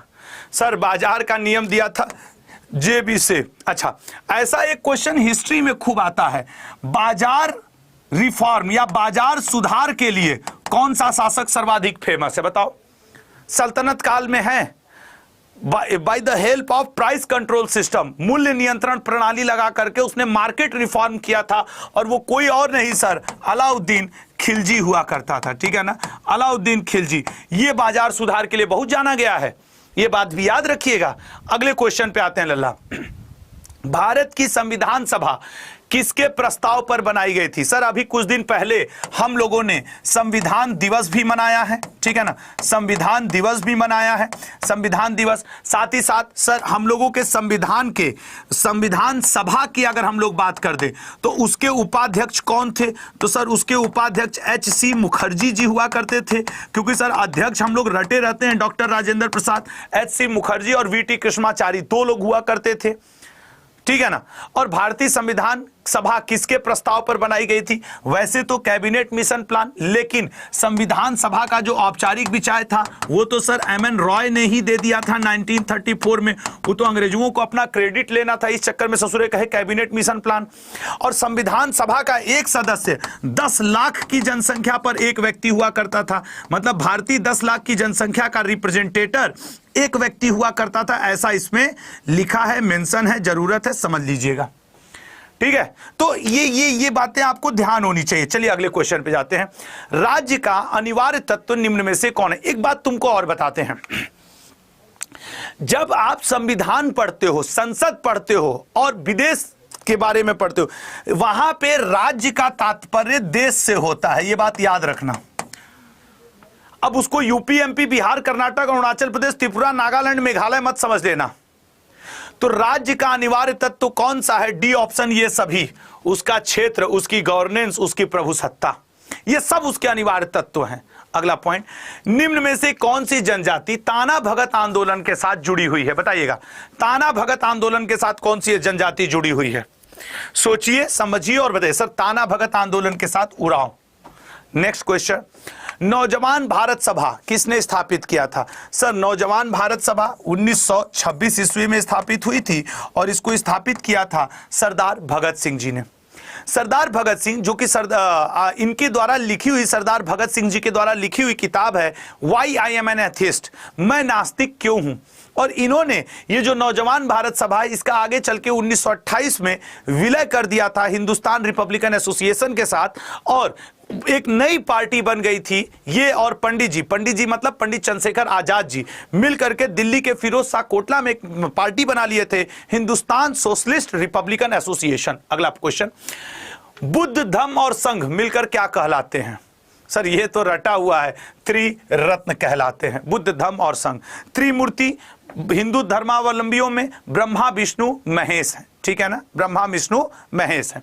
अगला, forks in the road, my days at RBI and beyond नामक पुस्तक किसने लिखा है? ठीक है ना, तो ये किसने लिखा है? सर, ये लिखा हुआ है सी रंगराजन ने, भूतपूर्व जो आपके आरबीआई गवर्नर। किस पर्वतीय स्थल को सतपुड़ा की रानी कहते हैं? बताइएगा। कल हम लोग वो बीही, अमरूद, गुआवा खा रहे थे, तो एक लोगों ने पूछा, ऐसी हमको लगता है उनको जानकारी रहेगी, पूछ दिया कि वो गरीबों का सेव किसे कहते हैं? तो वही अमरूद को ही कहते हैं। गरीबों की गाय किसे कहते हैं? तो बकरी को कहते हैं, ठीक है ना। एक और होता है, गरीबों की कथकली किस त्योहार को कहते हैं? ऐसे ऐसे भी क्वेश्चंस हैं, आप देखिए उठा करके। सतपुड़ा की रानी किसे कहा जाता है? सर, सतपुड़ा की रानी कही जाती है पचमढ़ी को। ये पचमढ़ी कहां पड़ता है? सर, पचमढ़ी पड़ता है मध्य प्रदेश में। यहां का कहा जाता है ये बहुत अच्छा पर्यटक प्लेस है। यहां का जो सुबह होता है, सूर्योदय, सनराइजिंग देखने लायक होता है। नेक्स्ट पॉइंट पे, कौन सी राष्ट्रीय राजमार्ग दिल्ली और कलकत्ता को मथुरा और वाराणसी के रास्ते से जोड़ता है? बताइए, कौन सा राष्ट्रीय राजमार्ग दिल्ली और कलकत्ता को जोड़ता है? तो सर, ये आपके जोड़ता है बी ऑप्शन, NH2। एक्चुअली देखो, तुम एक को लाइन ऐसे खींच लो, खींच लिए सर। NH याद करने का तरीका, एक पॉइंट इसके जस्ट नीचे से एक लाइन यहां से ऐसे खींचो और ऐसे मिला दो, ठीक है, ठीक है सर। यहां पे आपका 4 कोने पे 4 रख दो, तो यहां पे आपका क्या हो जाएगा? सर, मुंबई हो जाएगा।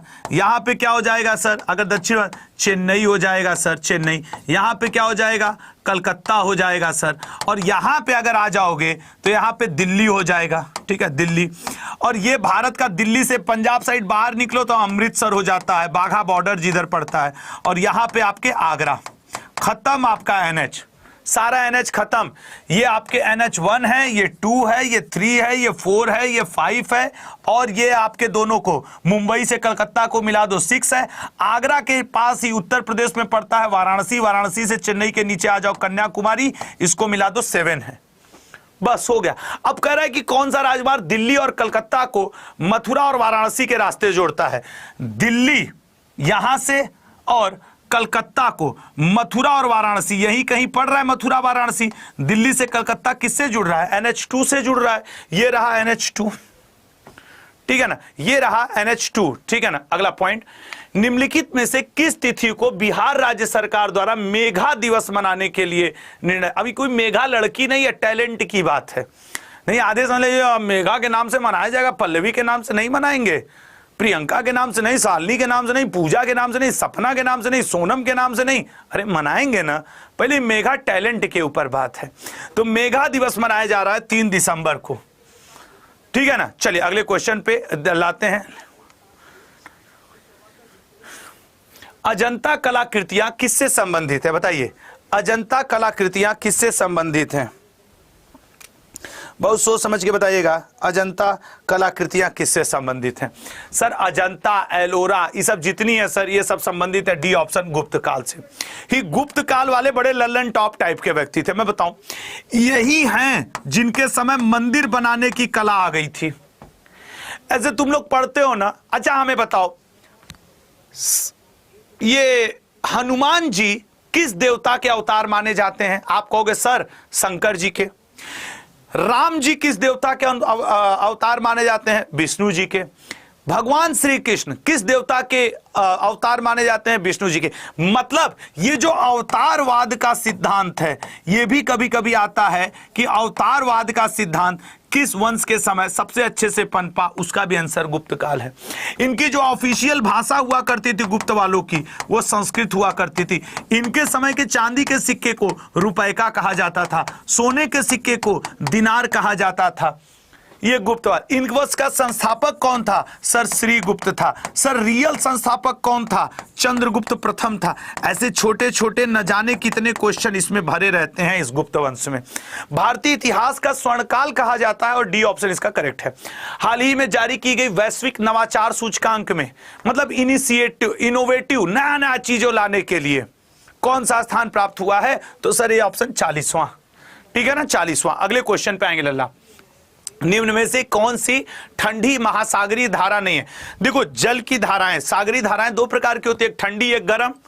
नहीं, लेब्राडोर, क्यूरोसियो, ये सब है ना, कैलिफोर्निया, ओएसियो, ये सब। तो सर इसमें से ठंडी जलधारा नहीं है क्यूरोसियो, ये बहुत गर्म है भैया। अगले पॉइंट में आएंगे। हेलेंस्की राजधानी है। अच्छा बताओ मेडागास्कर की राजधानी क्या है? मेडागास्कर नहीं पता ना? कल सुबह 8 बजे करंट अफेयर में आपको बताऊंगा कि तीसरी बार मेडागास्कर के नए राष्ट्रपति चुन लिए गए हैं। आपसे अगर मैं पूछूंगा कि जरा बताओ मरियम वेबस्टर डिक्शनरी जो कि अमेरिकन बेस्ड है, जॉर्ज मरियम जिसके फाउंडर हैं, उसका वर्ड ऑफ द ईयर क्या चुना गया? नहीं पता ना? कल सुबह करंट अफेयर में बता दूंगा। तो मेरी बात मानो, सुबह 8 AM का करंट अफेयर अब 2-3 महीना लगातार रगड़ करके पढ़ लो, क्योंकि ये आपको नंबर दिलवाएगा। हेलेंस्की कहां की राजधानी है सर? सर फिनलैंड की। हैप्पीनेस इंडेक्स में 2023 के प्रसन्नता सूचकांक में फर्स्ट पोजीशन पे है, ठीक है ना। और आइसलैंड जिसके सर पे आइस रहेगा, बर्फ रहेगा, ठंडा ठंडा कूल रहेगा, वो स्वतंत्रता शांति सूचकांक में। तो आइसलैंड को याद रखना, शांति आइस है इसके बर पे।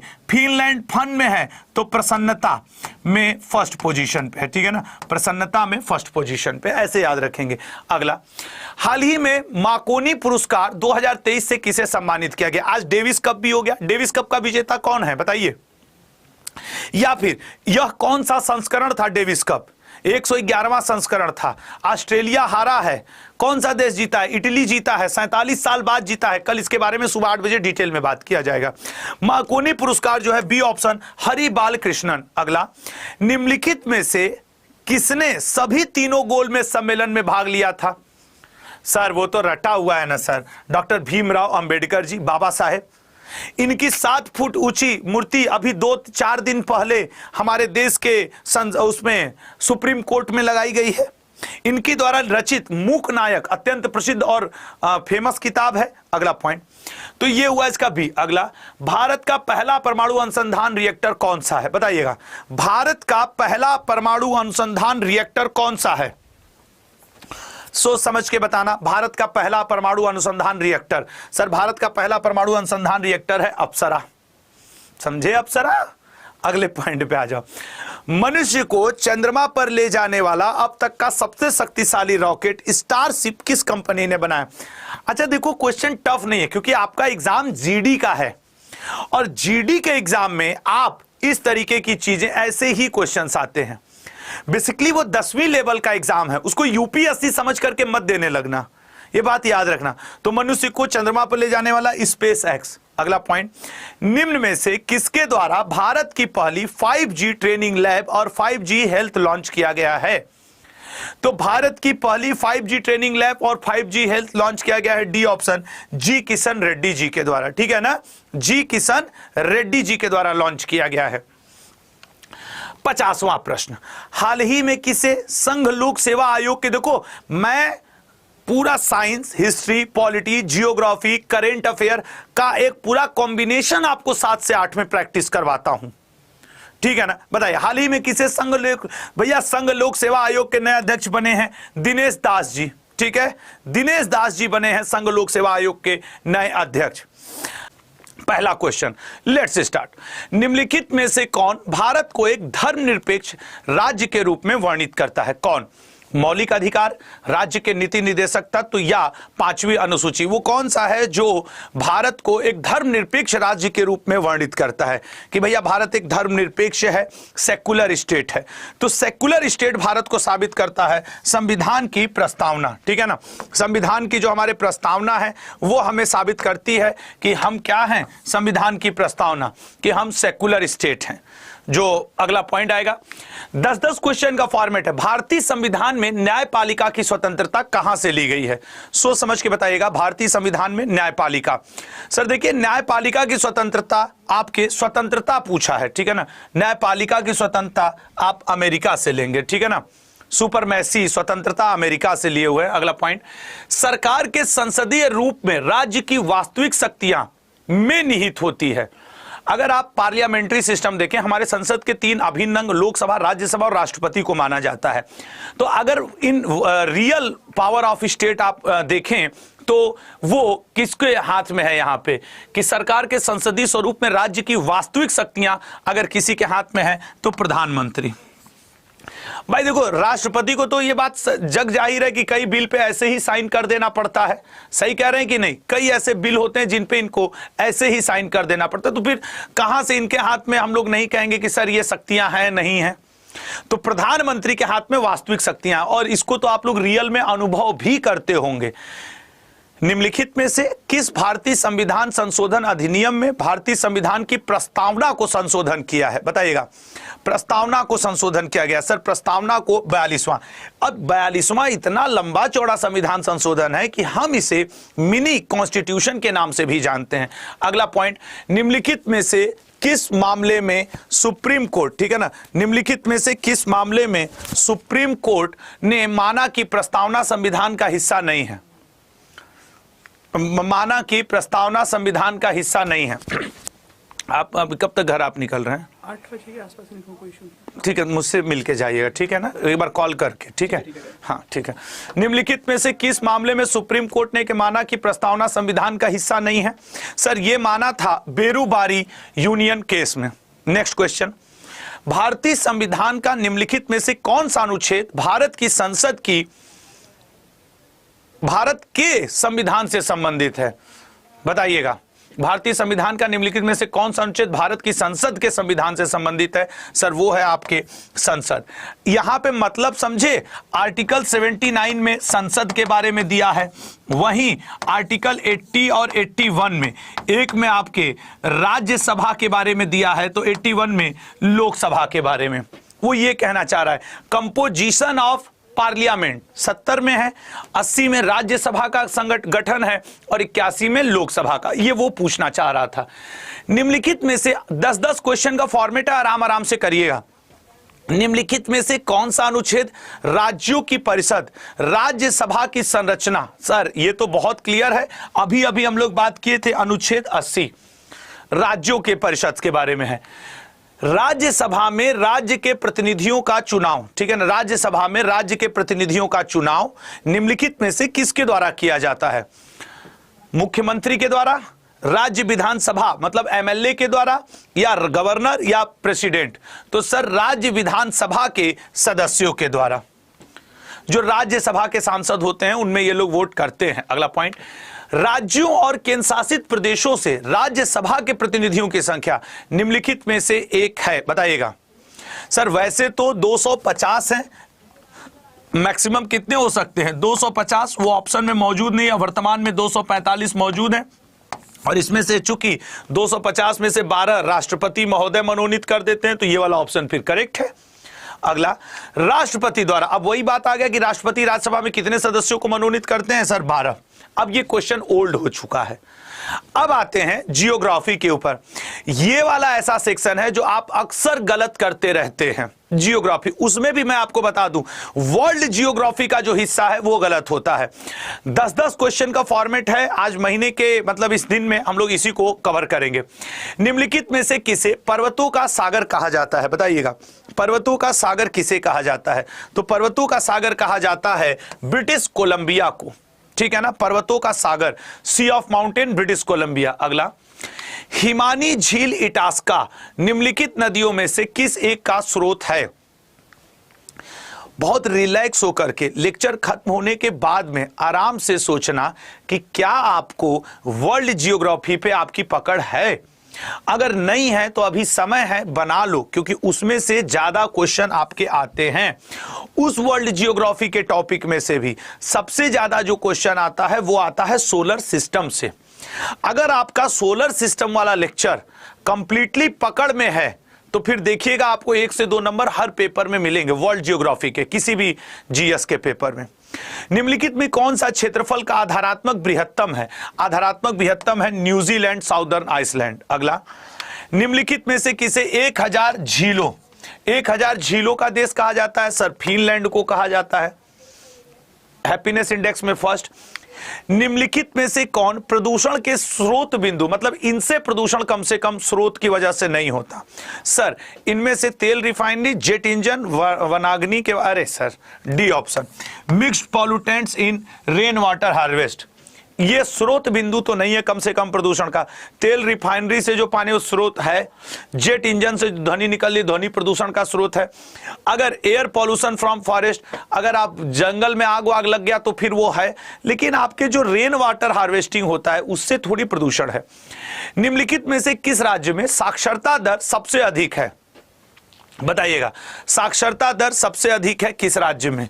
सोच समझ के बताइएगा। तो सर साक्षरता दर सबसे अधिक है मिजोरम में। क्लियर है? सबसे ज्यादा।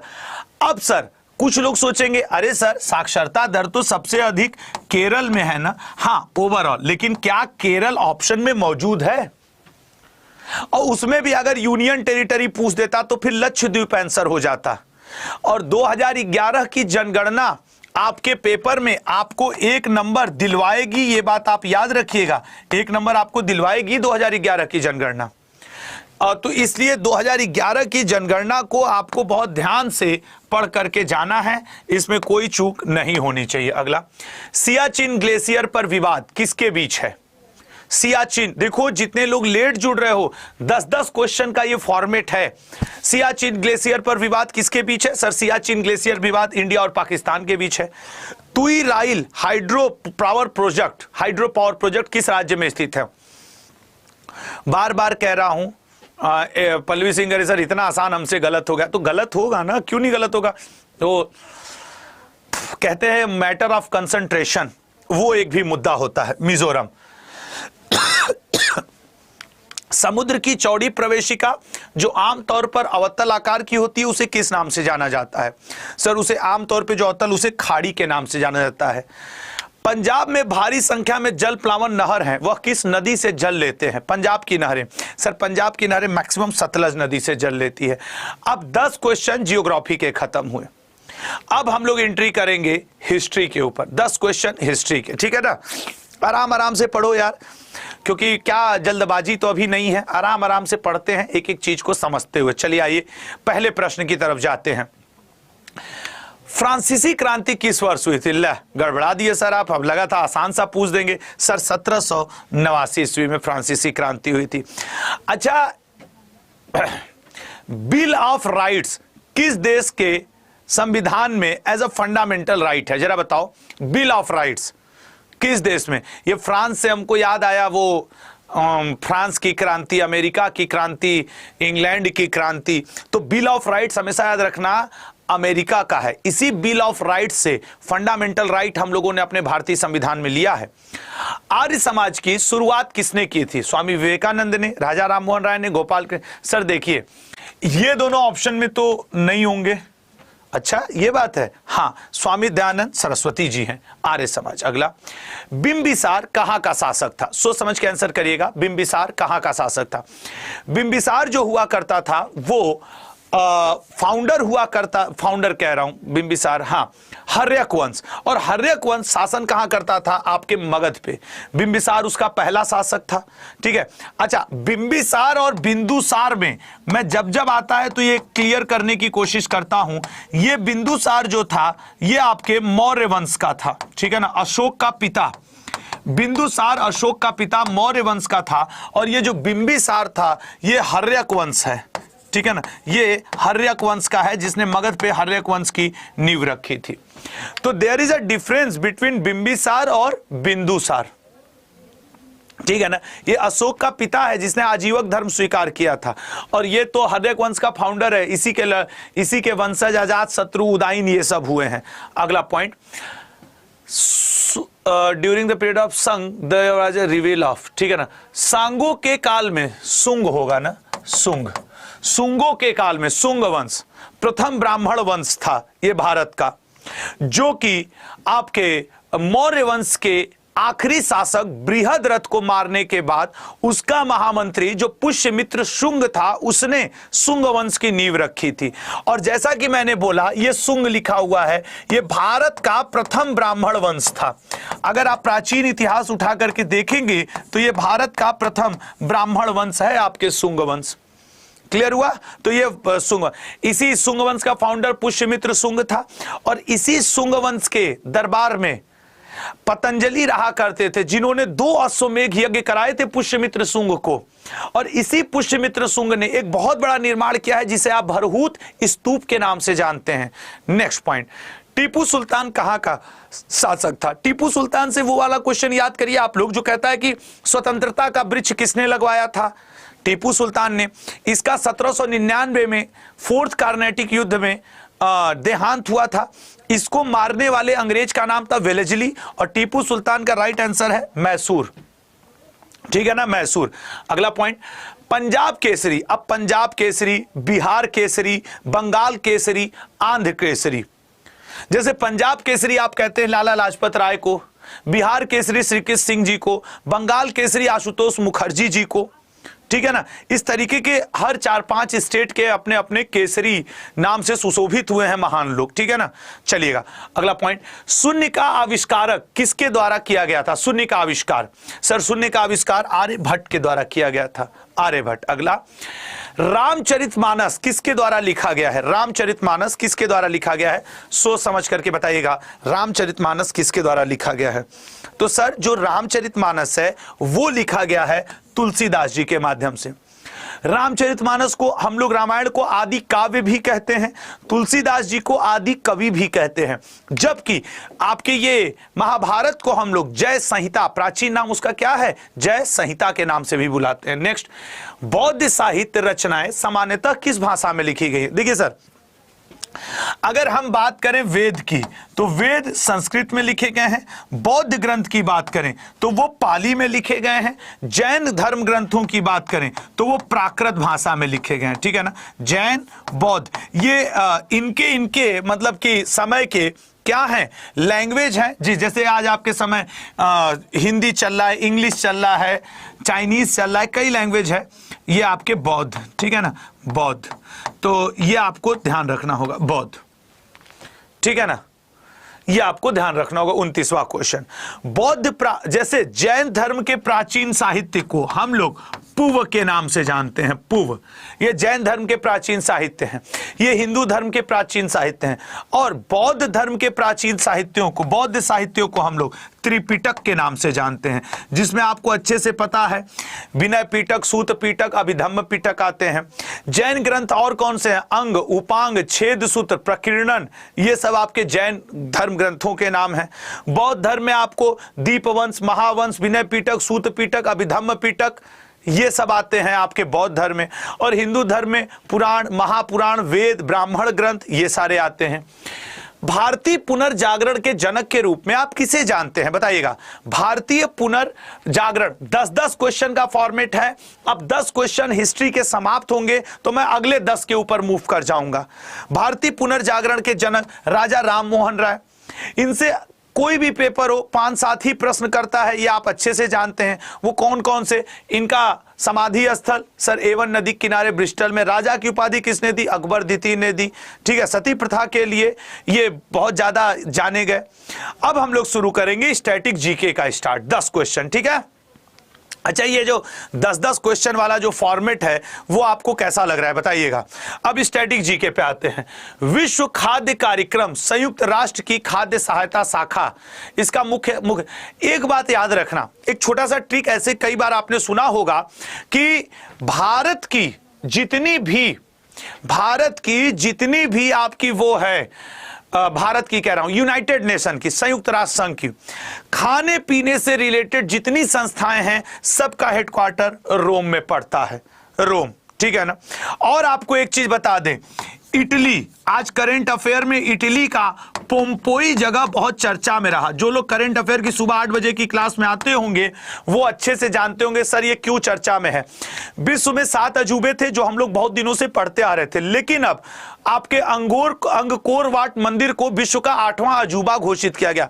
और विश्व के 8वें अजूबे के लिए जो आखिरी जंग 2 महान स्ट्रक्चर में हुआ, आकृतियों में हुआ, वो इटली के पोम्पई और अंगकोर वाट मंदिर के बीच में, और अंगकोर वाट मंदिर को विश्व का 8वां आश्चर्य घोषित किया गया।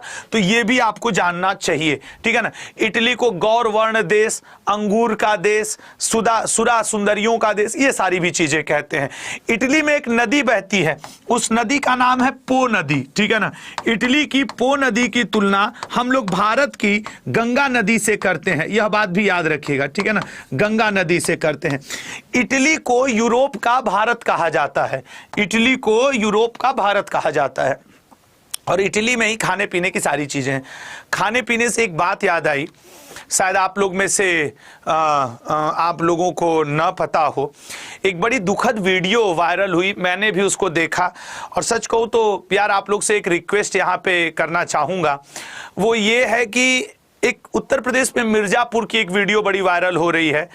थाने में एक 6-7 साल का बच्चा पहुँचता है और वो रोता है। उस वीडियो में ये है कि वो दरोगा के पास फिर जाके रोने लगता है, पुलिस वाले सर ये बहुत रो रहा है। वो बताता है मैं 3 दिन से खाना नहीं खाया हूं और मुझे अब भूख बर्दाश्त नहीं हो रही है।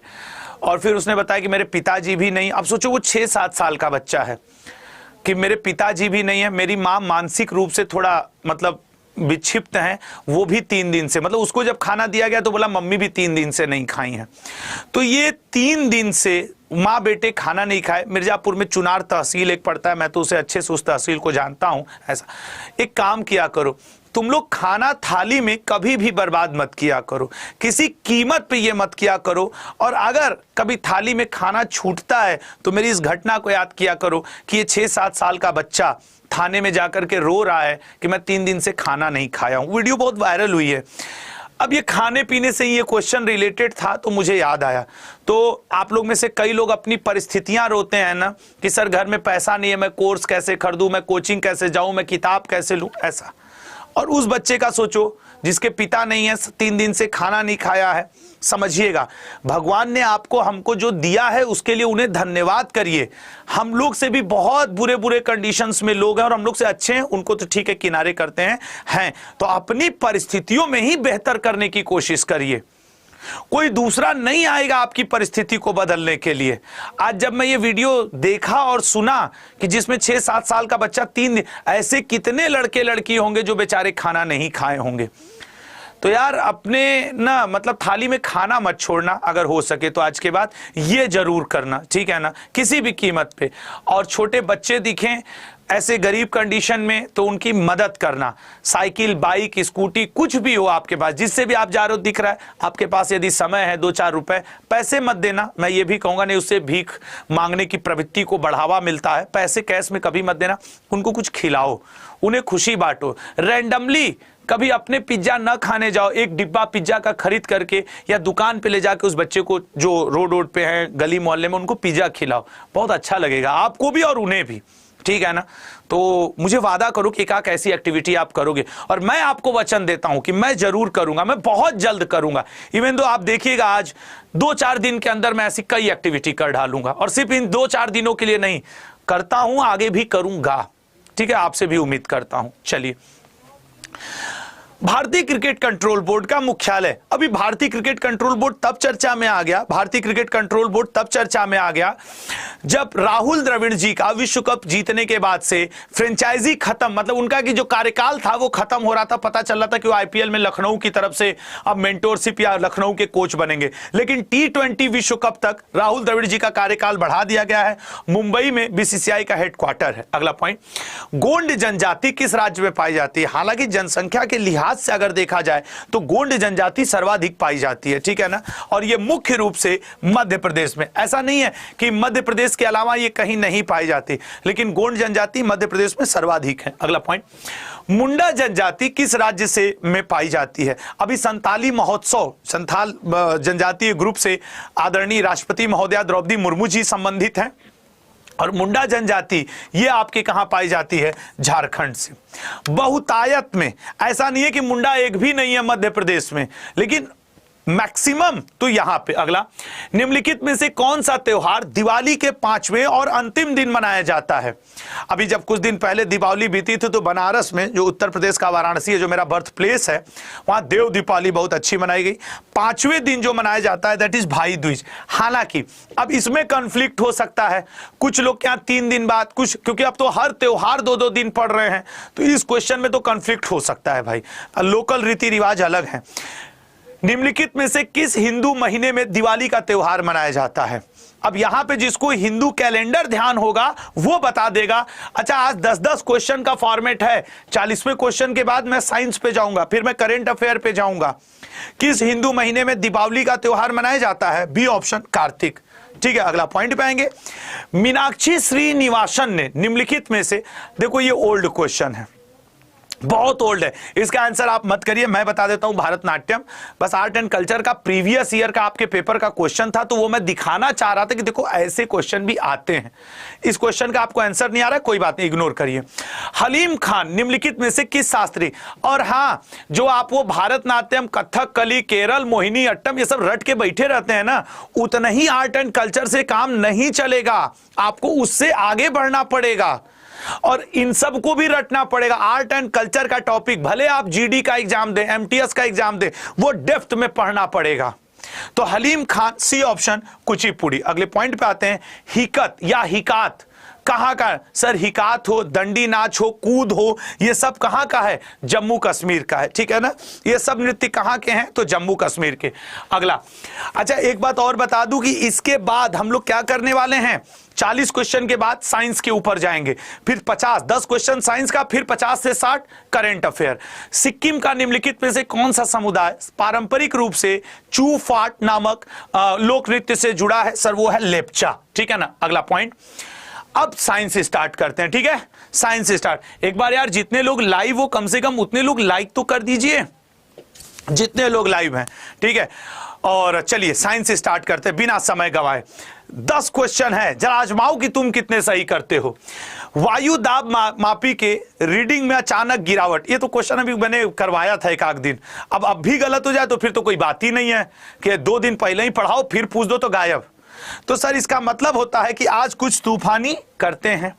अगला पॉइंट, साबुन के बुलबुले के अंदर का दाब वायुमंडलीय दाब से अधिक होता है, वायुमंडलीय दाब से कम होता है, उसके बराबर होता है या उसका आधा होता है?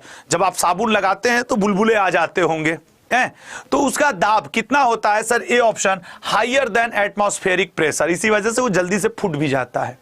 अगला, जल की सतह पर तेल तैर जाता है, ऐसे लॉजिकल क्वेश्चंस साइंस के आपके पेपर में ज्यादा रहते हैं रेदर देन की वन लाइनर। क्यों? क्योंकि तेल जल की अपेक्षा जो होता है उसका पृष्ठ तनाव जल की अपेक्षा कम होता है तेल का, इसलिए उस पे तेल तैर जाता है। इसीलिए आप देखते हो वो मच्छर उच्छर से बचने के लिए मिट्टी का तेल वेल पानी पे छिड़काव कर दिया जाता है। ये तो हम लोग किए हैं कि जब कुएं से पानी की बाल्टी को ऊपर खींचते हैं तो हमें महसूस होता है कि बाल्टी भारी हो गई है। ये तो आप, ये तो तुम लोग 1 नंबर लूट लोगे, कोई दिक्कत ही नहीं है। बादलों के वायुमंडल में तैरने का क्या कारण है? बताओ, जैसे बादल होते हैं, आप कभी फ्लाइट से आइए जाइए एरोप्लेन से तो देखेंगे तो तैर रहे हैं, उसी के बीच में से आपकी फ्लाइट भी गुजर जाती है। तो बादलों के वायुमंडल में तैरने का कारण क्या होता है? सर उसका डेंसिटी, अपने घनत्व के कारण। निम्नलिखित विस्फोटकों में से किसमें नाइट्रोग्लिसरीन एक आवश्यक संगठन के रूप में नहीं पाया जाता? ये टफ नहीं है, अगर आपको बाय द वे नहीं आ रहा और आपको लग रहा हो कि टफ है, ये टफ ऑफ नहीं है, आपका ध्यान इस क्वेश्चन पे शायद ना गया हो। नहीं तो आप टीएनटी, टीएनजी, आरडीएक्स, आप लूसेंट जैसी किताब भी उठा करके आप देखेंगे जो जिसमें बहुत सारी इंफॉर्मेशन है, ऐसा मैं नहीं कहूंगा, लूसेंट में 1 लाइनर बहुत इंफॉर्मेशन है, उसमें भी ये सब पीछे के पेज पे दिया हुआ है। ठीक है ना। इसका राइट आंसर बनेगा एमाटोल में। अगला पॉइंट, निम्नलिखित कथनों में से कौन सा सत्य है बताइएगा। डीडीटी इज अ जर्मीसाइड या पेस्टिसाइड या एक्सप्लोजिव या डिस्ट्रॉयर। सर देखिए डीडीटी एक्सप्लोजिव तो नहीं है सर, ये इन तीन में से हो सकता है, रोगाणुनाशक, कीटनाशक, विषाणुनाशक।